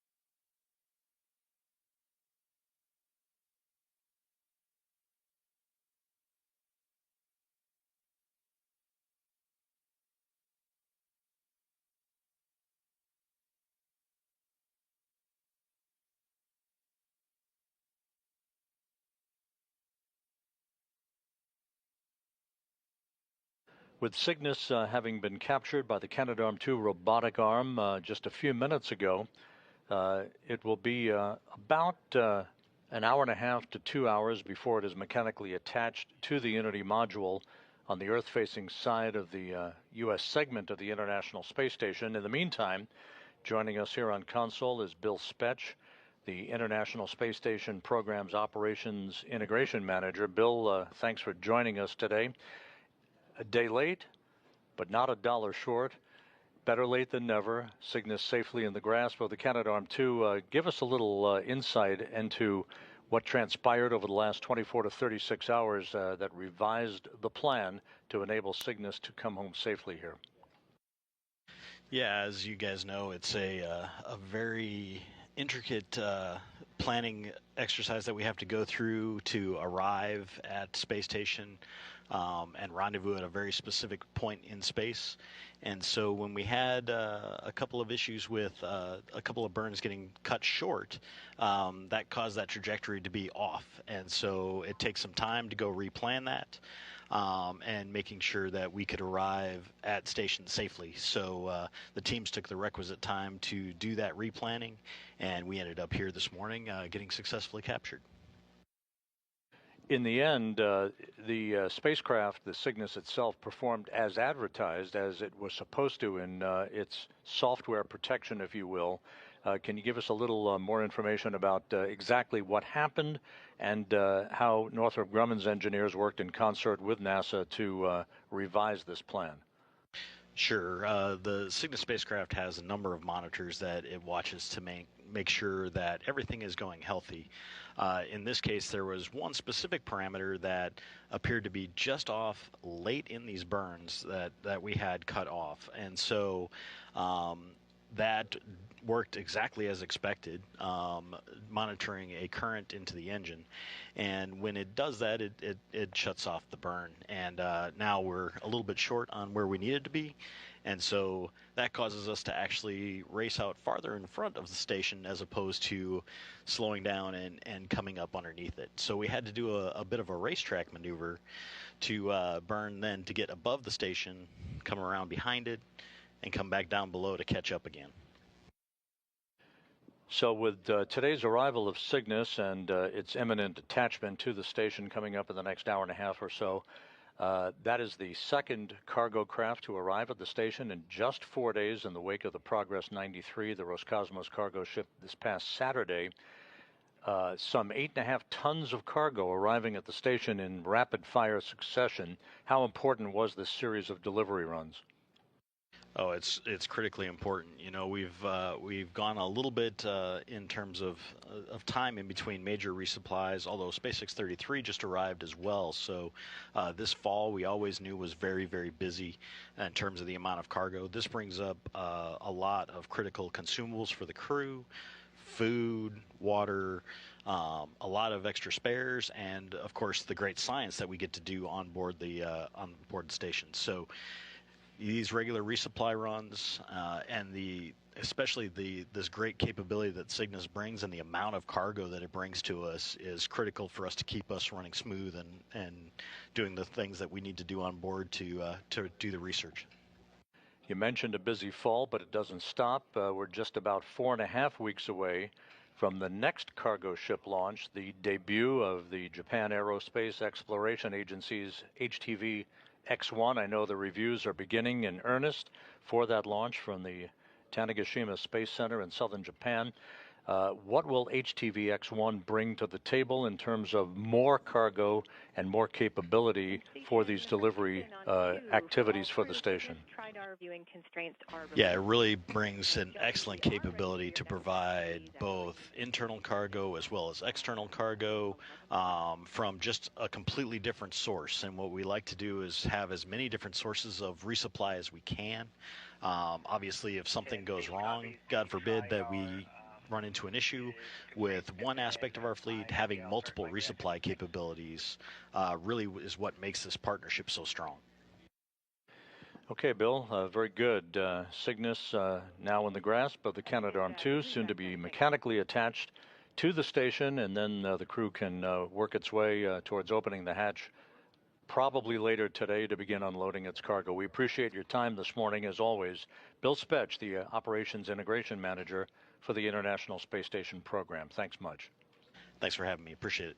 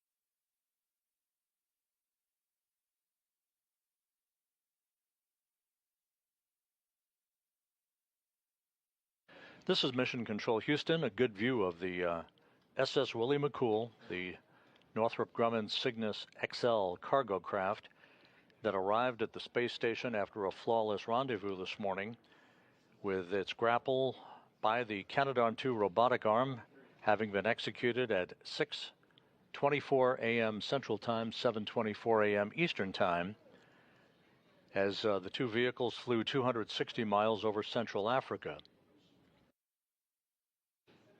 The robotics officer here in Mission Control will soon begin to maneuver Cygnus to its installation position on the Earth-facing side of the U.S. segment of the station, ultimately positioning it for alignment for a mechanical capture to the common berthing mechanism on the Unity module of the International Outpost. We will take a break in our coverage now and return at 8 a.m. Central Time, 9 a.m. Eastern Time for installation coverage to latch up the newly arrived Cygnus XL spacecraft to the International Space Station. In the meantime, this is Mission Control Houston. You heard in that introduction, welcome to ISS Cygnus, and that is the theme for today. This is Mission Control in Houston, and good morning from the International Space Station Flight Control Room here at the Johnson Space Center. At this hour, Cygnus, attached to the end of the Canadarm2 robotic arm, where it was captured 1 hour and 43 minutes ago by astronauts Johnny Kim and Zena Cardman, operating the arm from the robotic workstation in the cupola of the International Space Station. Currently, these vehicles are flying 260 miles over Western Africa, moving from southwest to northeast in an orbit inclined 51.6 degrees to either side of the equator. Welcome to our installation coverage, which follows in the wake of a flawless rendezvous by the Northrop Grumman Cygnus XL cargo craft. The craft arriving at the station 1 day behind schedule, but after a flawless rendezvous that was executed following a revised burn plan and some adjustments to the onboard software aboard the Cygnus itself, which triggered an abbreviated shutdown of some of the rendezvous burns that had occurred on Tuesday, forcing a 24-hour delay in its arrival at the station. But good things come to those who wait. And there you see Cygnus loaded with some 5.4 tons of cargo for the Expedition 73 crew aboard the International Space Station as it is slowly being maneuvered into its installation position on the Earth-facing port of the Unity module of the International Space Station by the robotics officers here in Mission Control.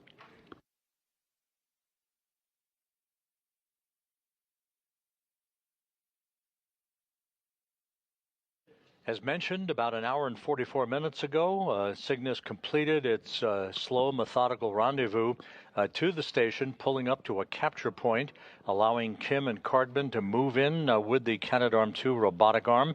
This view from the end effector at the end of the Canadarm2 robotic arm as it latched onto the grapple fixture on the Cygnus.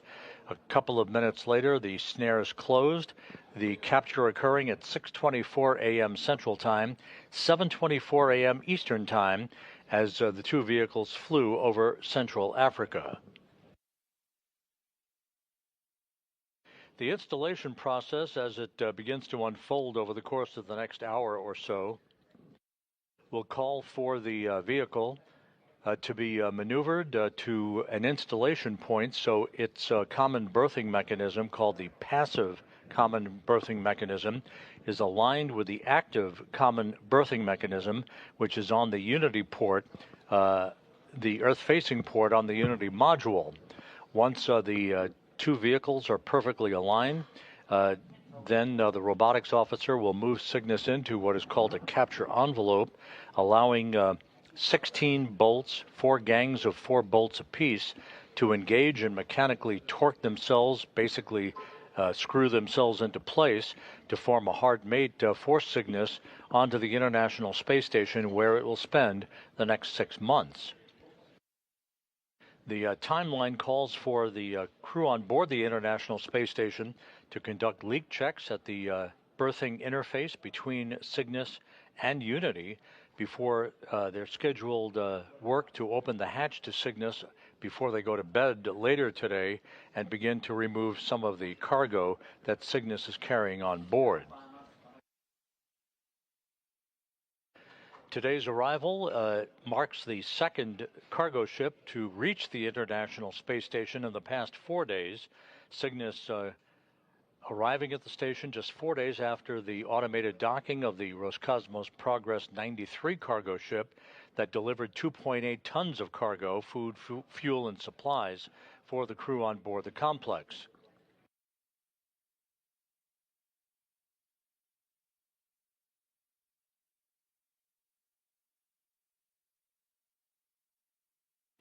Aboard the station in the home stretch of their workday, the Expedition 73 crew seen in this crew portrait, Oleg Platonov of Roscosmos on the far left in the back row, Johnny Kim, who worked with Zina Cardman on operating the robotic arm to grapple onto Cygnus about an hour and 47 minutes ago, the station commander, Sergei Ryzhikov of Roscosmos, and his cosmonaut colleague, Alexei Zubritsky.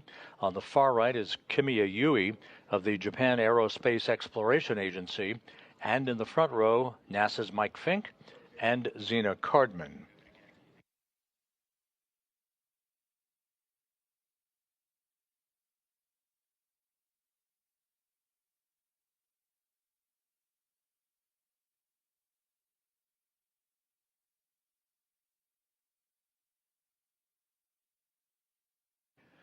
Once again, the robotics officer here in Mission Control is working through a series of carefully choreographed procedures in which commands are sent to the Canadarm2 to maneuver Cygnus to a precise position so it can be aligned to the berthing port of the Unity module on the Earth-facing side of the station.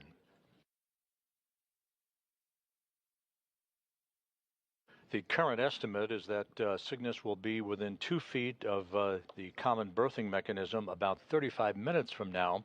Once again, this is a very, very slow process, but one that is deliberately crafted so that the vehicle, because it has to be maneuvered into position, does not automatically dock, such as a Progress or a SpaceX Dragon cargo craft.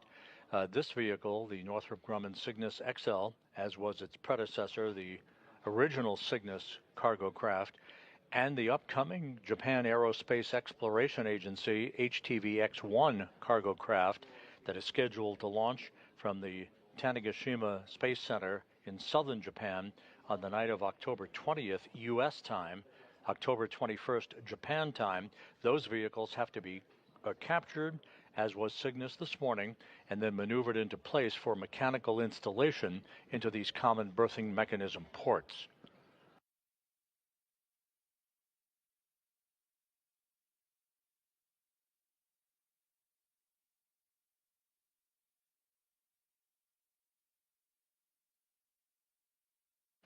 Once the Cygnus is precisely aligned into the capture envelope, as it is called, 4 capture latches will pull the Cygnus basically into position, allowing 16 powered bolts to be commanded to complete the rigidization of the structural joint, sealing the interface between the passive and active portions of this common berthing mechanism on either side of the berthing interface. The powered bolts are driven into position and torqued by the closed-loop speed control systems of the common berthing mechanism. There are bolt controllers and bolt actuators that firmly torque these bolts into place, very much like a power tool would screw in screws to a structure. And Cygnus will be permanently attached for the duration of its 6 months on the International Space Station. There will be 2 call-outs from the OSO, the Operations and Support Officer here in Mission Control, basically the Mechanical Systems Officer. First stage capture, that's basically the preliminary capture point for Cygnus on the common berthing mechanism, followed by second stage capture, and at that point we can declare that Cygnus is firmly attached to the space station for the start of leak checks and the opening of its hatch by the Expedition 73 crew later today.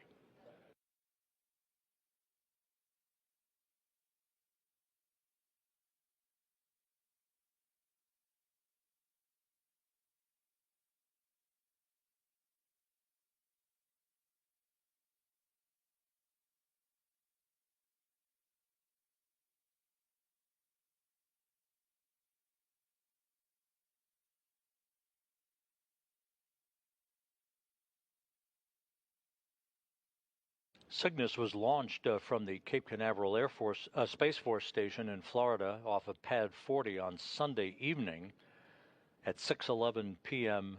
Eastern Time atop a SpaceX Falcon 9 rocket. The Falcon 9 delivered the Cygnus with spacecraft separation occurring about 14 minutes and 45 seconds after its launch. Cygnus began a stair-step approach to elevating itself through a series of rendezvous burns to match the altitude of the station. Everything went by the book until very early Tuesday morning, when the software limits that were conservatively calculated for the Cygnus burn plan prematurely shut down a pair of engine firings before their completion, leaving Cygnus in a trajectory that would not have been compatible with a rendezvous to the International Space Station.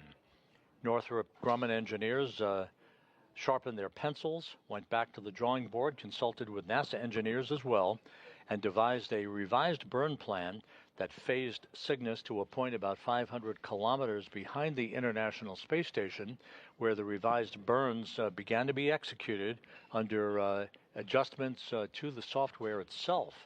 All of the burns on Wednesday night and all through the early morning hours this morning, however, were perfect.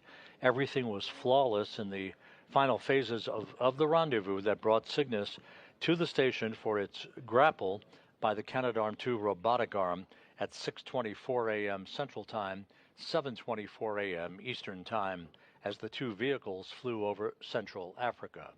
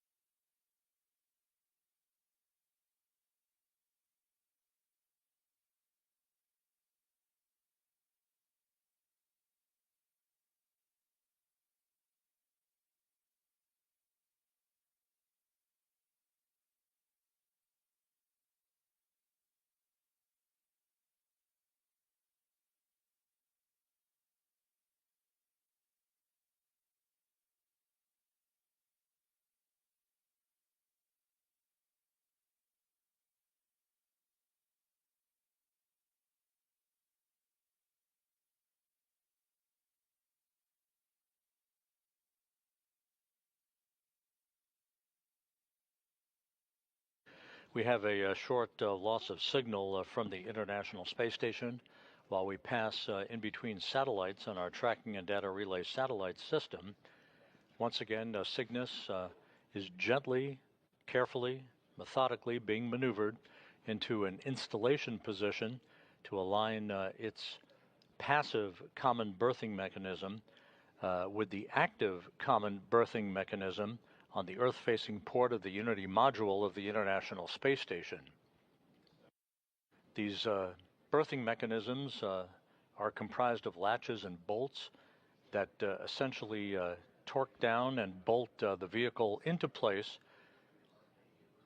for its planned 6-month stay on board the station.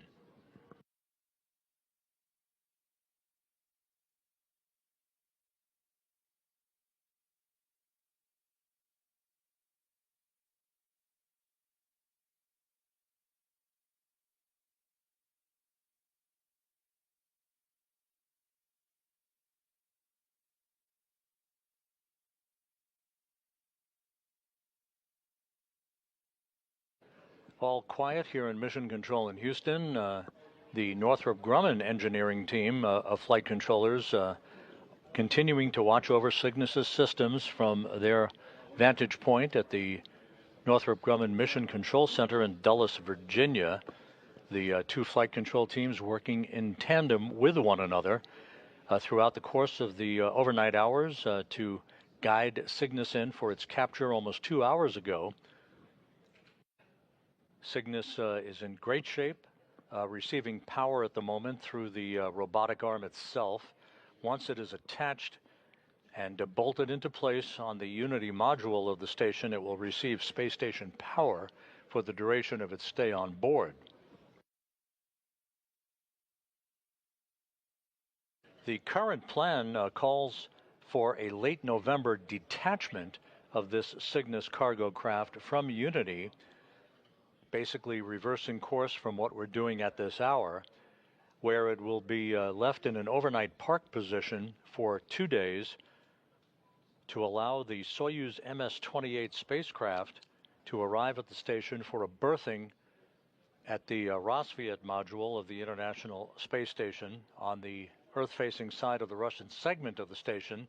That will alleviate any undue loads being placed on the cargo craft by the approaching Soyuz craft that will deliver NASA's Chris Williams and Russian cosmonauts Sergei Kudz-Sverchkov and Sergei Mikhaev to the station for the start of their 8-month mission.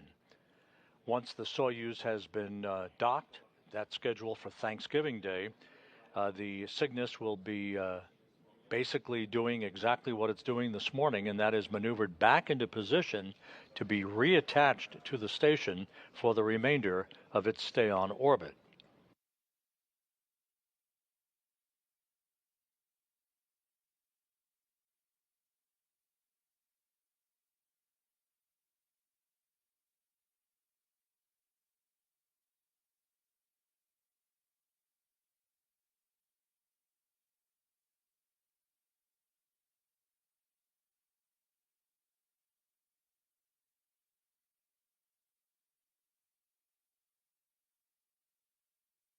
This view of Cygnus shows the business end of the vehicle. Basically, that is the passive common berthing mechanism.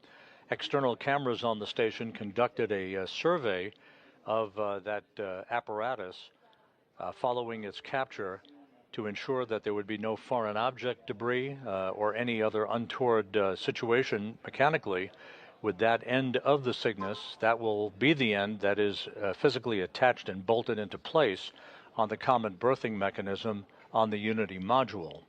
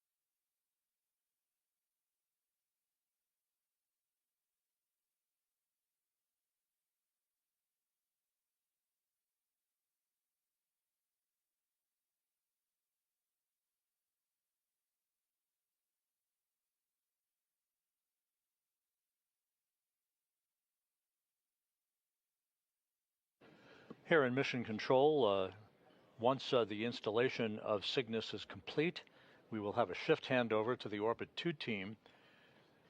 The lead flight director for Cygnus operations is in the middle there at the flight director console. That is Garrett Hain.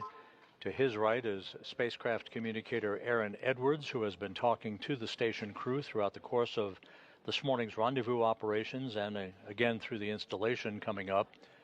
And at the bottom of your screen is Flight Director Ronak Dave. He will be taking over as the Orbit 2 Flight Director following Cygnus's installation and its bolting into place.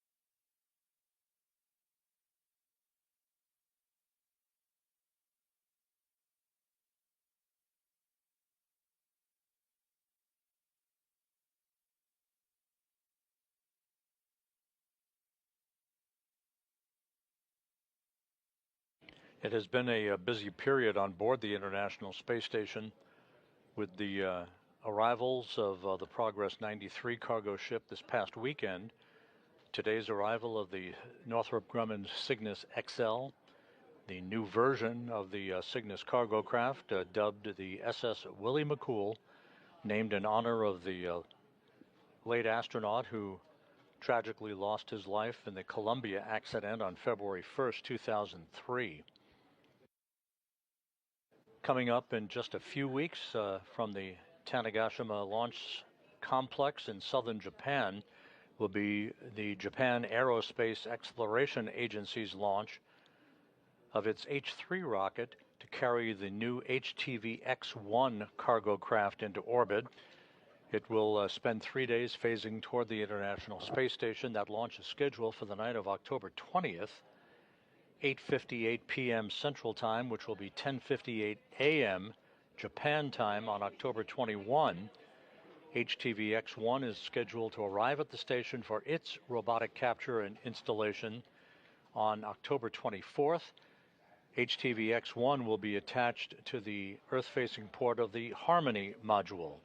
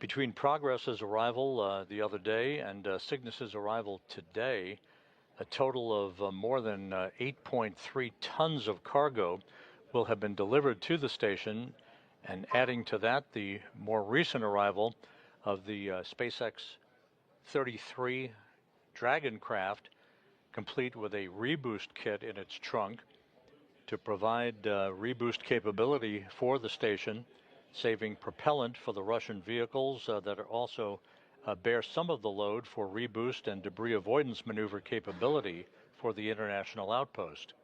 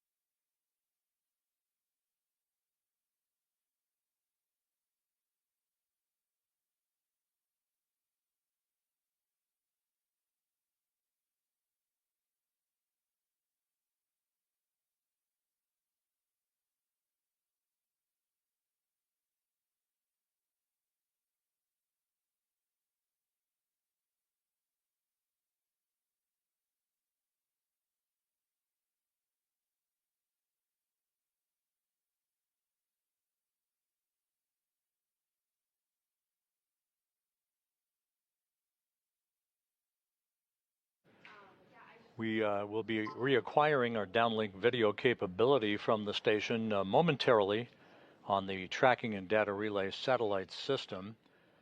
The station with Cygnus firmly in tow. Station on 2 with a question on my upcoming Earthshine activity. Go ahead on 2.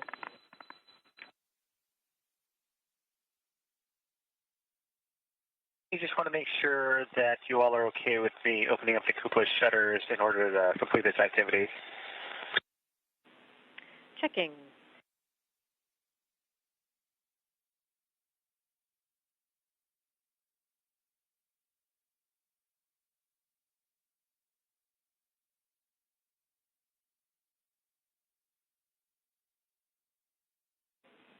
All right, Johnny, your go to open those shutters for your activity. Okay, thank you very much.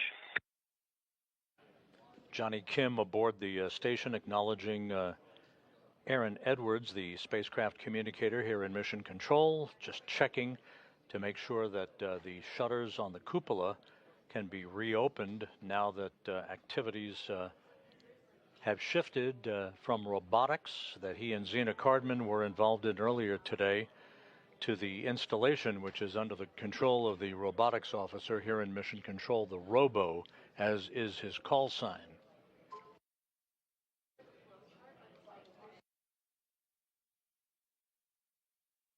The station and Cygnus are currently flying 260 miles over southeastern China, about to begin a northwest to southeasterly track to carry it across the Pacific Ocean.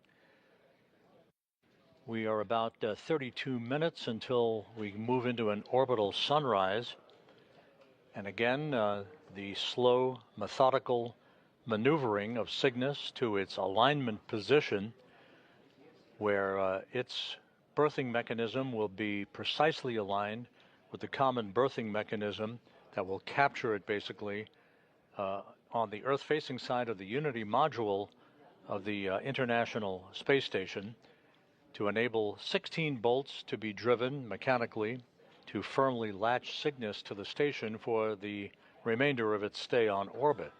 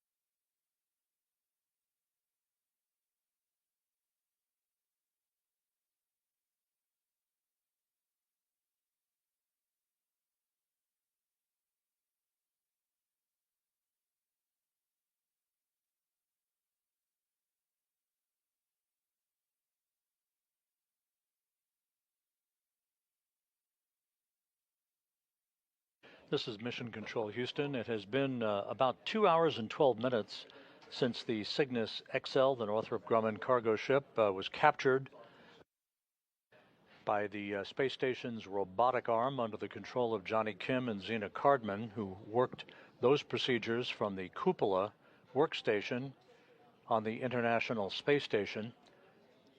At this hour, Cygnus is hovering over the common berthing mechanism on the Earth-facing side of the Unity module, being aligned for its ultimate installation into what is called a capture envelope to enable a series of latches first to pull Cygnus in for the beginning of the bolting of Cygnus into place by 16 bolts, 4 gangs of 4 bolts apiece.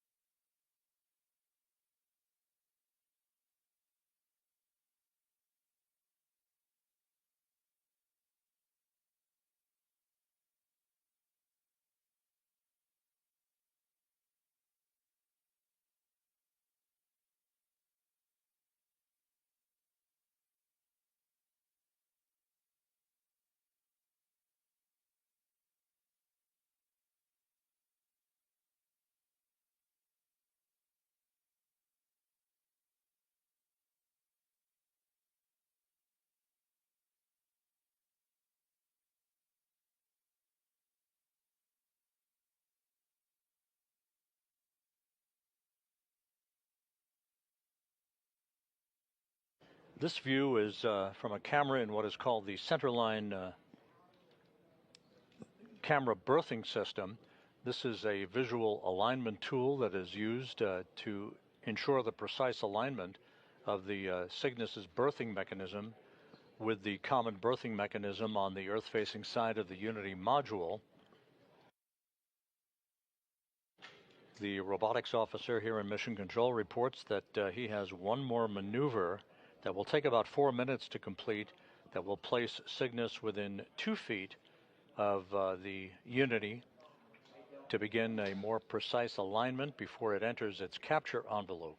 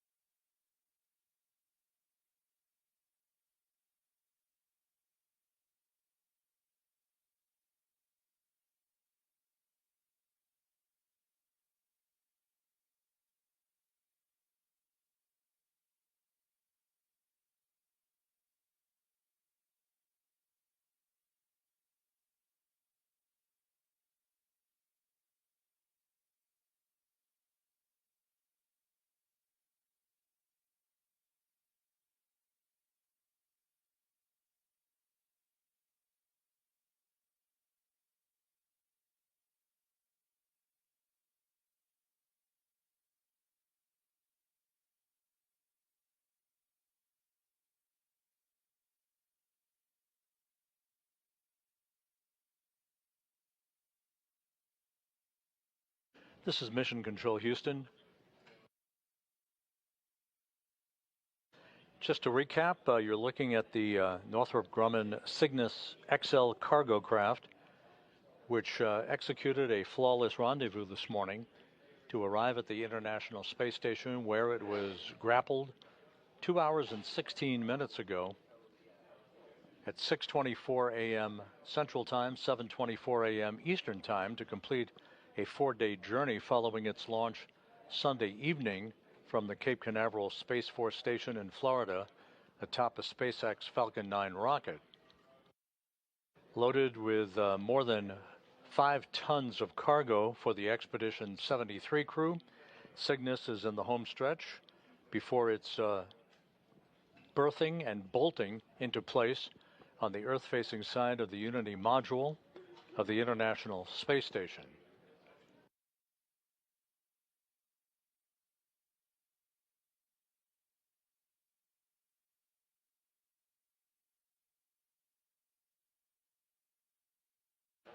Cygnus, which is at the end of the station's robotic arm, and the International Space Station, flying 260 miles over the western Pacific Ocean, moving from northwest to southeast in an orbit inclined 51.6 degrees to either side of the equator. All of Cygnus's systems operated flawlessly throughout the course of its rendezvous in the overnight hours. It wound up right where it was supposed to be, following a revised burn plan that was devised by Northrop Grumman in the wake of two abbreviated shutdowns of main engine firings in the early stages of the rendezvous sequence, attributed to overly conservative software limits that had been established pre-flight. Those software limits were adjusted, a new burn plan was executed, and done so in flawless fashion to bring Cygnus to its eventual home at the end of the robotic arm, and where it will be bolted into place on the Unity module a short time from now.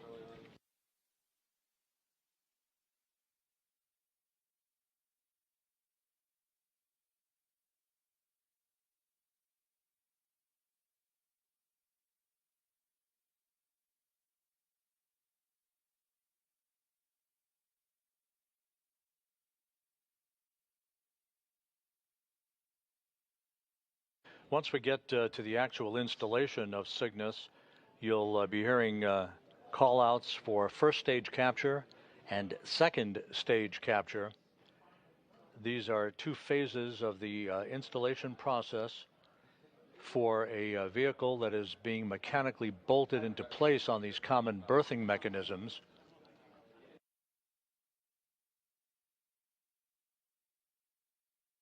The bolting itself is conducted in several stages. The first stage acquires all 16 bolts and their mating nuts and torques them into an acquired bolt preload of some 1,500 pounds that is measured by strain gauges within the bolts and monitored by the operations and support officer, the mechanical systems officer here in Mission Control.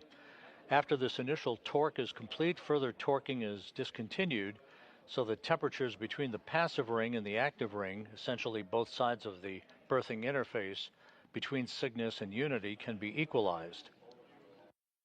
The bolts are ultimately commanded in groups of 4. There are 4 gangs of 4 bolts apiece, 16 in all, to a final load of over 19,000 pounds per bolt, ensuring a rigid and permanent structural mating of the cargo craft to the International Space Station.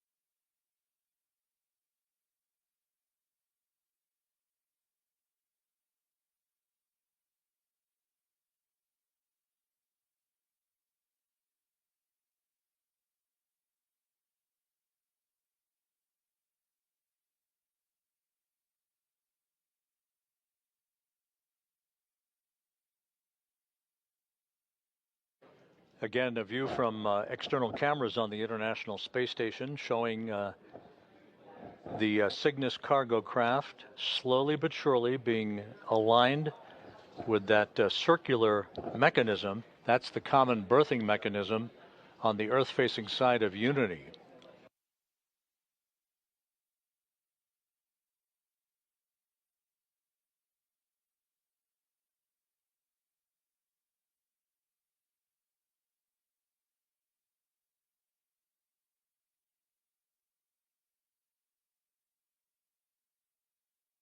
We're just a few minutes away from what is called the pre-install position, where Cygnus would be 2 feet away from the common berthing mechanism on Unity.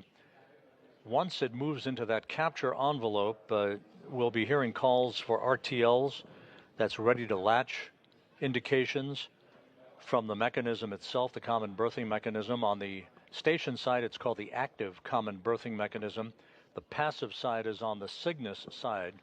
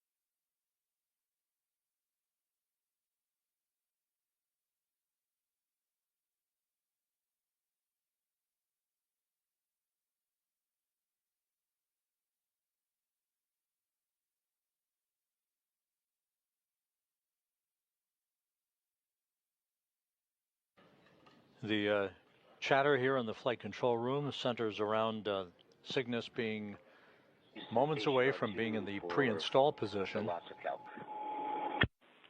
Go ahead, Mike. We're with you on 2. Yes, good morning. We are finished with the VelociCalc measurements, and the next step would be to remove the Node 1 diffuser covers.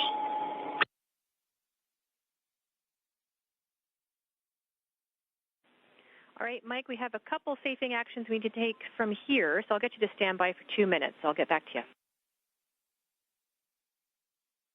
Well, no hurries. I'm still putting away the VelociCalc meters, so take your time. Just let me know when you're ready.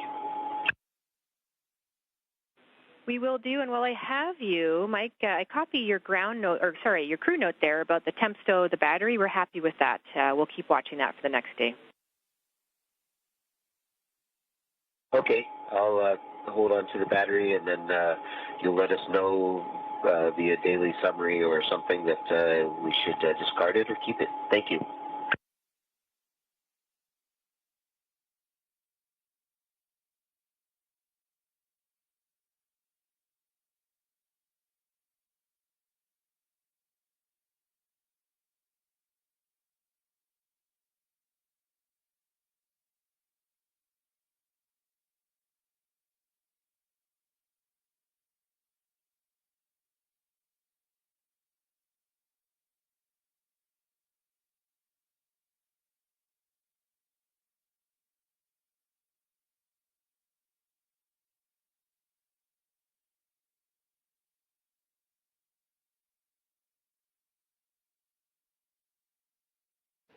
The Cygnus cargo craft, loaded with more than 5 tons of supplies for the Expedition 73 crew, is almost at its parking place, on the Unity module of the International Space Station. Everything has gone very smoothly all through the morning. A textbook rendezvous that resulted in its grapple by the Canadarm2 robotic arm at 6:24 a.m. Central Time, 7:24 a.m. Eastern Time. The robotics officer here in Mission Control has maneuvered Cygnus to what momentarily will be called the pre-install position for a final alignment before it is guided into the RTL, or ready to latch configuration, where it latches in the common berthing mechanism on Unity, that circular device that you see almost right at the interface with Cygnus, will begin to draw Cygnus in flush, so that both sides of the berthing interface are flush against one another, enabling the start of the bolting of 16 bolts, 4 gangs of 4 bolts apiece, to mechanically attach Cygnus to Unity. At this time. Thanks.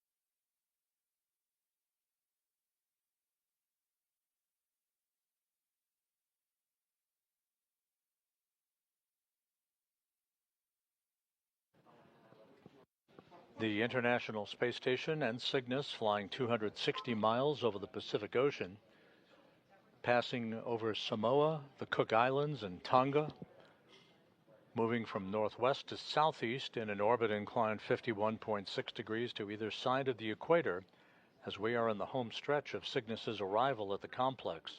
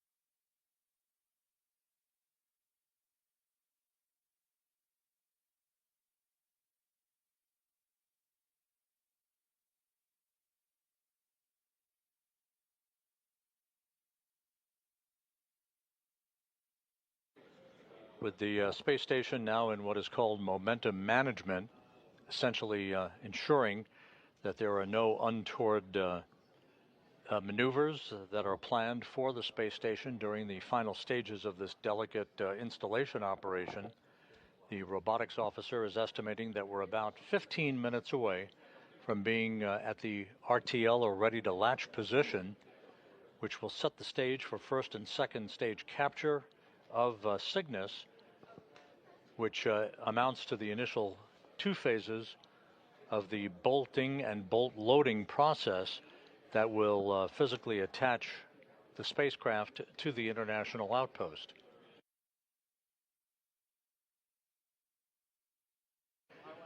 As mentioned earlier, we will be reversing this process and detaching Cygnus from Unity in the November 25th timeframe, a couple of days before the Soyuz MS-28 spacecraft launches from the Baikonur Cosmodrome. That's scheduled for Thanksgiving Day, with NASA's Chris Williams and Russian cosmonauts Sergei Kudzverchkov and Sergei Mikhayev on board to begin their 8-month mission on the complex. That is scheduled to be a 2-orbit rendezvous. That vehicle is going to be docked to the Rassvet module on the same Earth-facing side of the station as is Cygnus.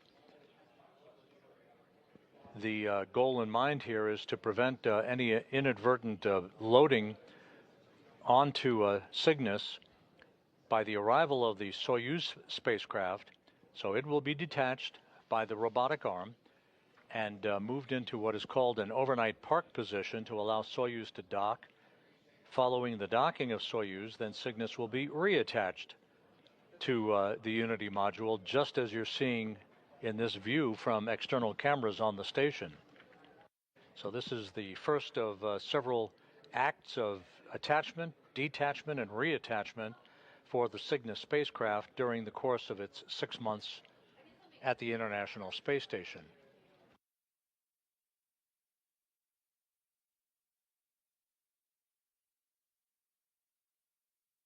Station on 2 for Moonshine. Go ahead, Johnny. We're with you on 2. Okay, I'll get a couple more eyeballs to back me up, but I'm looking outside windows 1, 2, and 6, and I cannot find the moon. I should be able to see it now, and I'm wondering if it's behind the arrays. All right, we're checking, Johnny.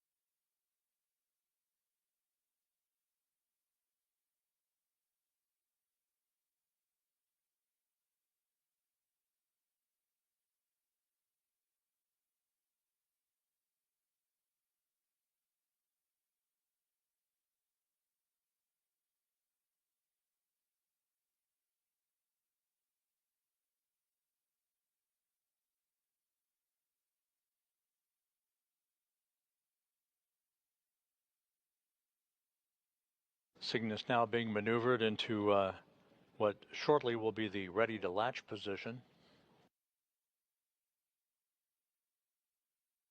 It's been just over 2.5 hours since its capture. Johnny Kim and Zena Cardman were operating the station's robotic arm. The array was blocking, and now we have a good visual of the moon. You found the moon. Fantastic. Cygnus was grappled at 6:24 a.m. Central Time, 7:24 a.m. Eastern Time, as Cygnus and the station flew 260 miles over Central Africa.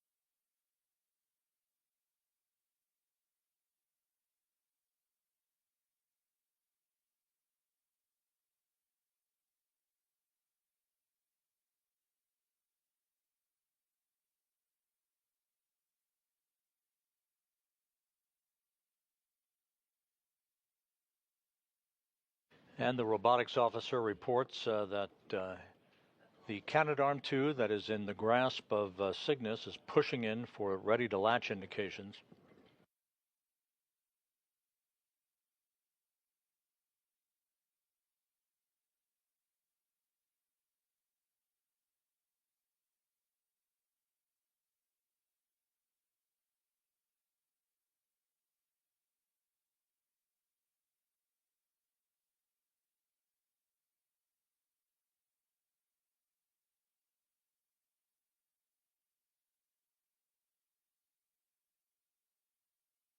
And we now have 4 ready-to-latch indications. This is the precursor to the start of the bolting of Cygnus into place.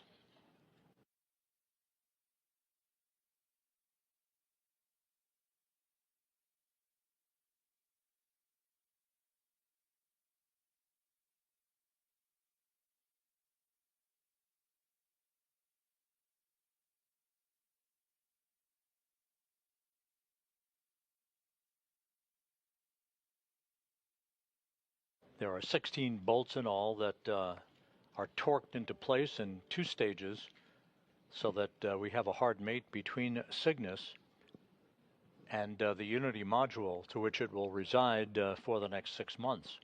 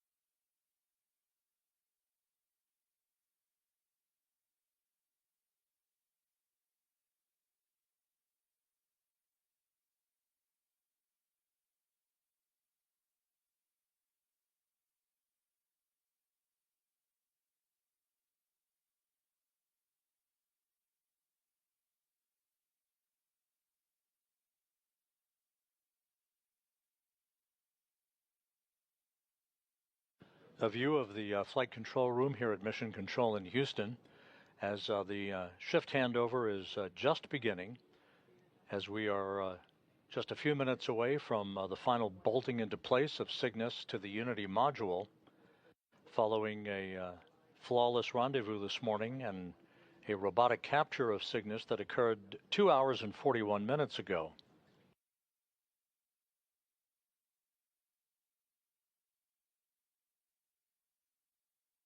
And the robotics officer is about to place the arm into what is called limp mode, essentially disabling it from any further motion to provide a quiescent state for the start of the bolt loading.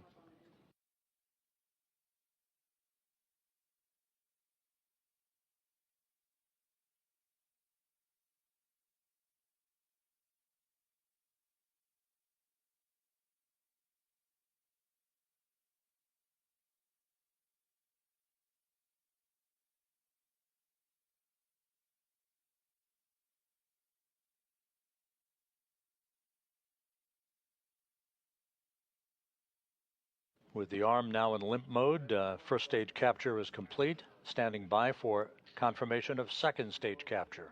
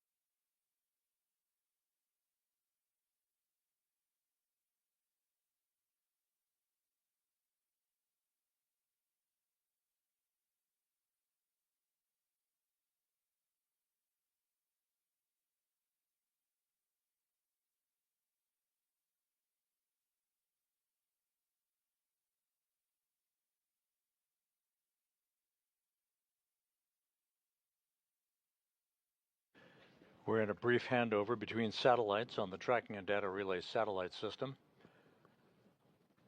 We are in the process of standing by for confirmation of second stage capture and the bolting of Cygnus into place.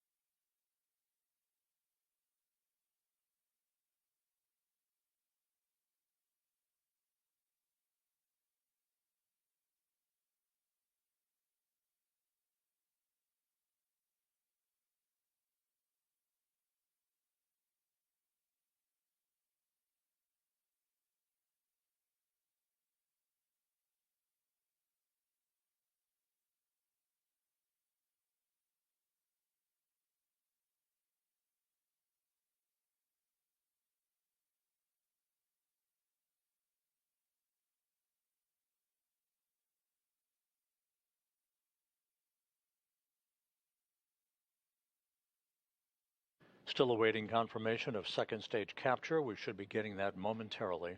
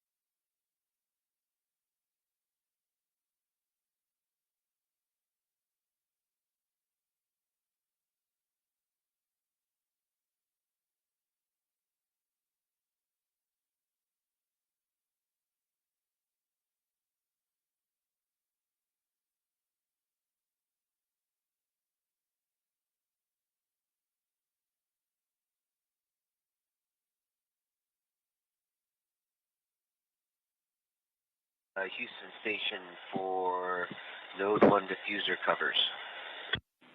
We're with you on 2. All right, the diffuser covers are removed and we are ready for IMD activation. And just as a cool thing, sounds like we're hearing some common birthing mechanism IMCA motors turning. So good luck. Roger, we copy the covers, and yes, I think we're making good progress with the mate. Good, Cygnus. I think progress was a week ago. Ha ha ha.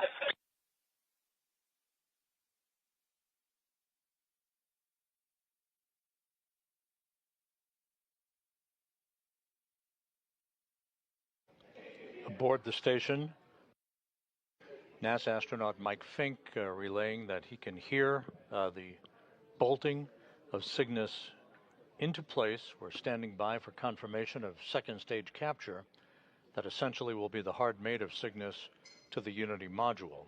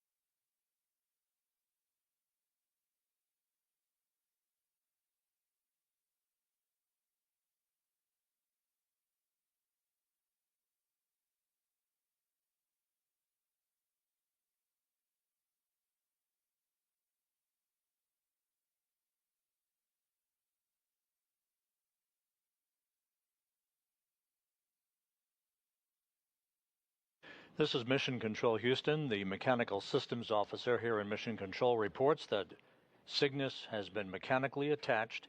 We do have a hard mate now with second stage capture. That coming at 9:10 a.m. Central Time, 10:10 a.m. Eastern Time, as the International Space Station and Cygnus flew just off the coast of Chile. So with that, Cygnus's arrival at the station is now complete.